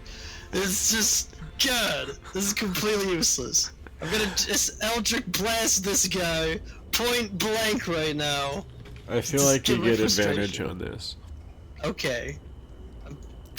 Let's see. Look at you. Wow. I'm so proud of you. I actually rolled. I'm so proud of you right now. You hit someone with your Eldritch Blast. Yeah, it just had to be asleep. You just had to be a sleeping goblin. Fucking big deal. Since he's Oh, asleep didn't on mean to the- do that. Didn't mean to do that. Well, Okay. since he's asleep in the fence, it's an Okay, yeah, I'm taking out my complete rage and then. So, as you walk up and you're like, it better work. As you unleash the energy again, it comes out in this crazy torrent of energy, and it immediately incinerates the goblin in front of you and races up the wall past the doorway. Well. Okay, yeah, and I'm pretty sure he's dead with 11 force damage to the face. Yeah. Well, The, more the damage than magic still does not seem to be acting like it should. Okay. Just. He's definitely dead, though. That is one dead goblin. Okay. Got it. I'm going to continue to curse in Goblin, just talking about. Gah! I haven't had a single plan work this day! This is the worst day! It's even worse than when those adventures came in. Oh, well, actually, maybe not that bad. But it was still pretty bad. This is a terrible day. I'm just gonna continue to do that in Goblin. Yeah, at this point, Ratul will be calming down from his rage and just sort of working to debulk. Okay. Oh, that's good. He's debunking. Brasnic. There's not much left to do here. Go over here. Retrieve my hammers. And then I guess dash over here. And there's a loot pile. I wish to dive in and investigate. Alright. Get to searching, sir.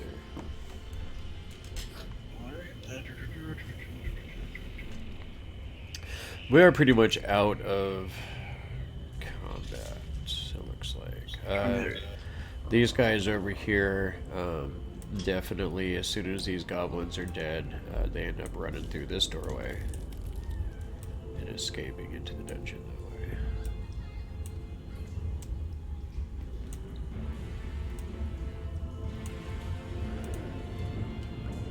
way. And yeah, that's pretty much the end of that, so let's nuke that turn order. 23 investigation. Let's see what we got here. So the goblins seem to be lighting this place with all of these little sconces here are lighting the place with like a phosphorescent fungi.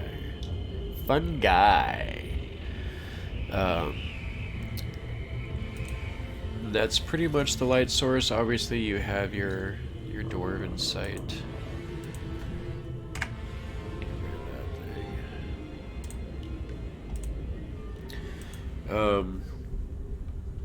It does, if anybody wants to roll a nature check, you can. Use nature check. You see a bunch of equipment for cooking. You see some equipment for skinning game, tanning hides, and other basic gear. You do see some food items. You're kind of taking a look at this fungi, and you think it might be edible. Yeah, but then my memories back in the forest make me hesitant about mushrooms.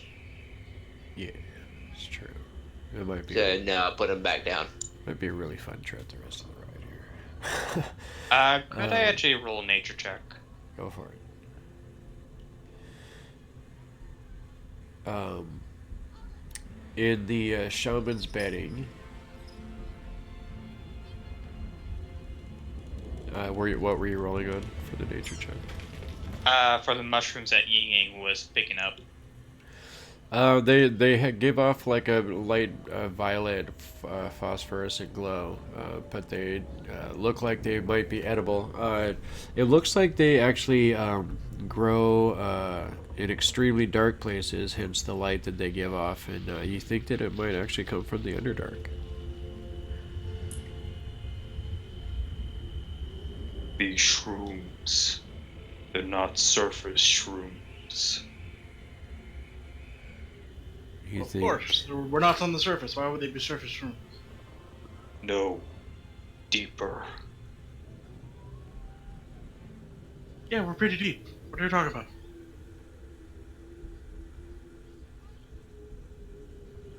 Ratula's just gonna give him a very flat look. Deeper than deep.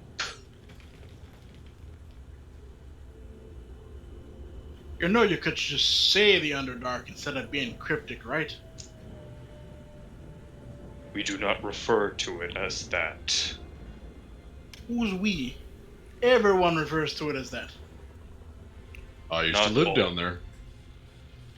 You did? That's where I came from. That's how I got here. Do you recognize these shrooms then? You do. They're very common in the Underdark and definitely a source of light as well as sustenance if necessary. Yes, they're a way to get light, and you can actually eat them. They're not poisonous, I swear. Seems to be that the goblins were using them for both purposes. I mean, no need for a torch. That's great. I'll take that one. I'll grab a mushroom then for a light source.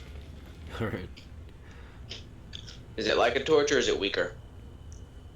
It'd probably be a little bit weaker. If I get a few of them together and tie them together to give off Yeah. more light? Yeah, you can get equivalent of a torch with that. But it'll be a I got nice a few. purpley violet color instead of torchlight. Oh, yeah, I'll get together and make one. Do you need me to roll anything to try to make it? Nah. I guess it. Alright. No, you're fine.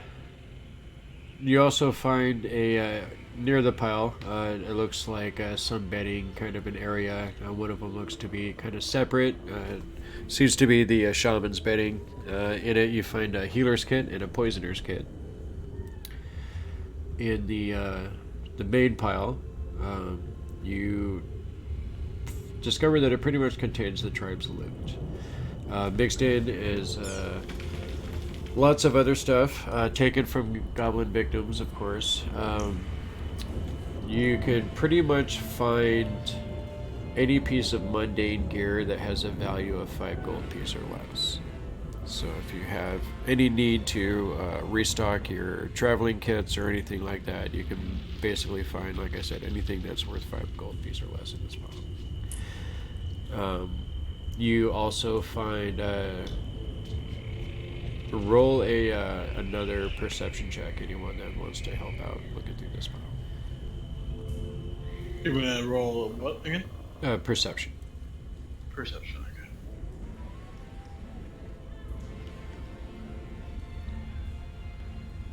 Okay. Ooh. Well, Is anyone else looking around? I'll look around. yeah. Let's see what I roll. Oof. Wow. Just how many? So That's a third crit tonight. Brasnic Yeah. is actually kind of looking through this pile, and you see him like kind of misstep on a piece of junk, and he actually falls. And as he does so, he knocks over this pile of stuff that he was kind of going through, and it clatters across the floor. And as it does so, you see Ratul just kind of go, reach down and pull something out of the rubble, the exposed bottom of the rubble. And you see what looks to be an extremely fine, well-made, fine agate statue, and it seems to be carved in the shape of an elf. And he's got what looks to be some sort of a sunburst carved into the statue behind his head. We found Elven Jesus. Hey. Not booze. And I just toss it. Oh, I'll pick it up. Yeah, I'll pick it up. Okay. So it's now not quite as fine up an agate statue. What the hell is wrong with your boy? Anyone that understands elves would recognize this deity, or gods in general would recognize this deity as Corellin Larethian, the head of the Elven Pantheon. Yeah, real quick, because I speak Elvish. Just real quick of like, you can curse him, but don't curse me. I didn't check that. Right. You can guess that the statue's probably worth around 30 gold pieces. Alright, do you want to set that into your pouch, Grybek, or you want to put in the loot notes?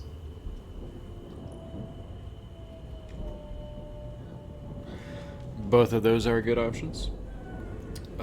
You also find, as you're tossing aside this statue with disinterest, Ratul, you see what looks to be a glint of a finely woven chain.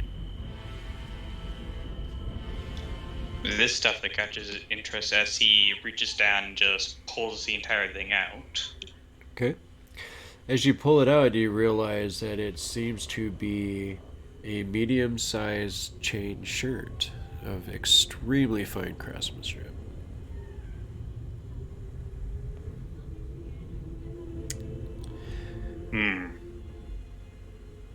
Question. Does this look like it has any rust or anything on it? Nope. Extremely fine, in the middle of a goblin horde dump, and seemingly spotless. Yep. What is it again? A medium-sized chain shirt.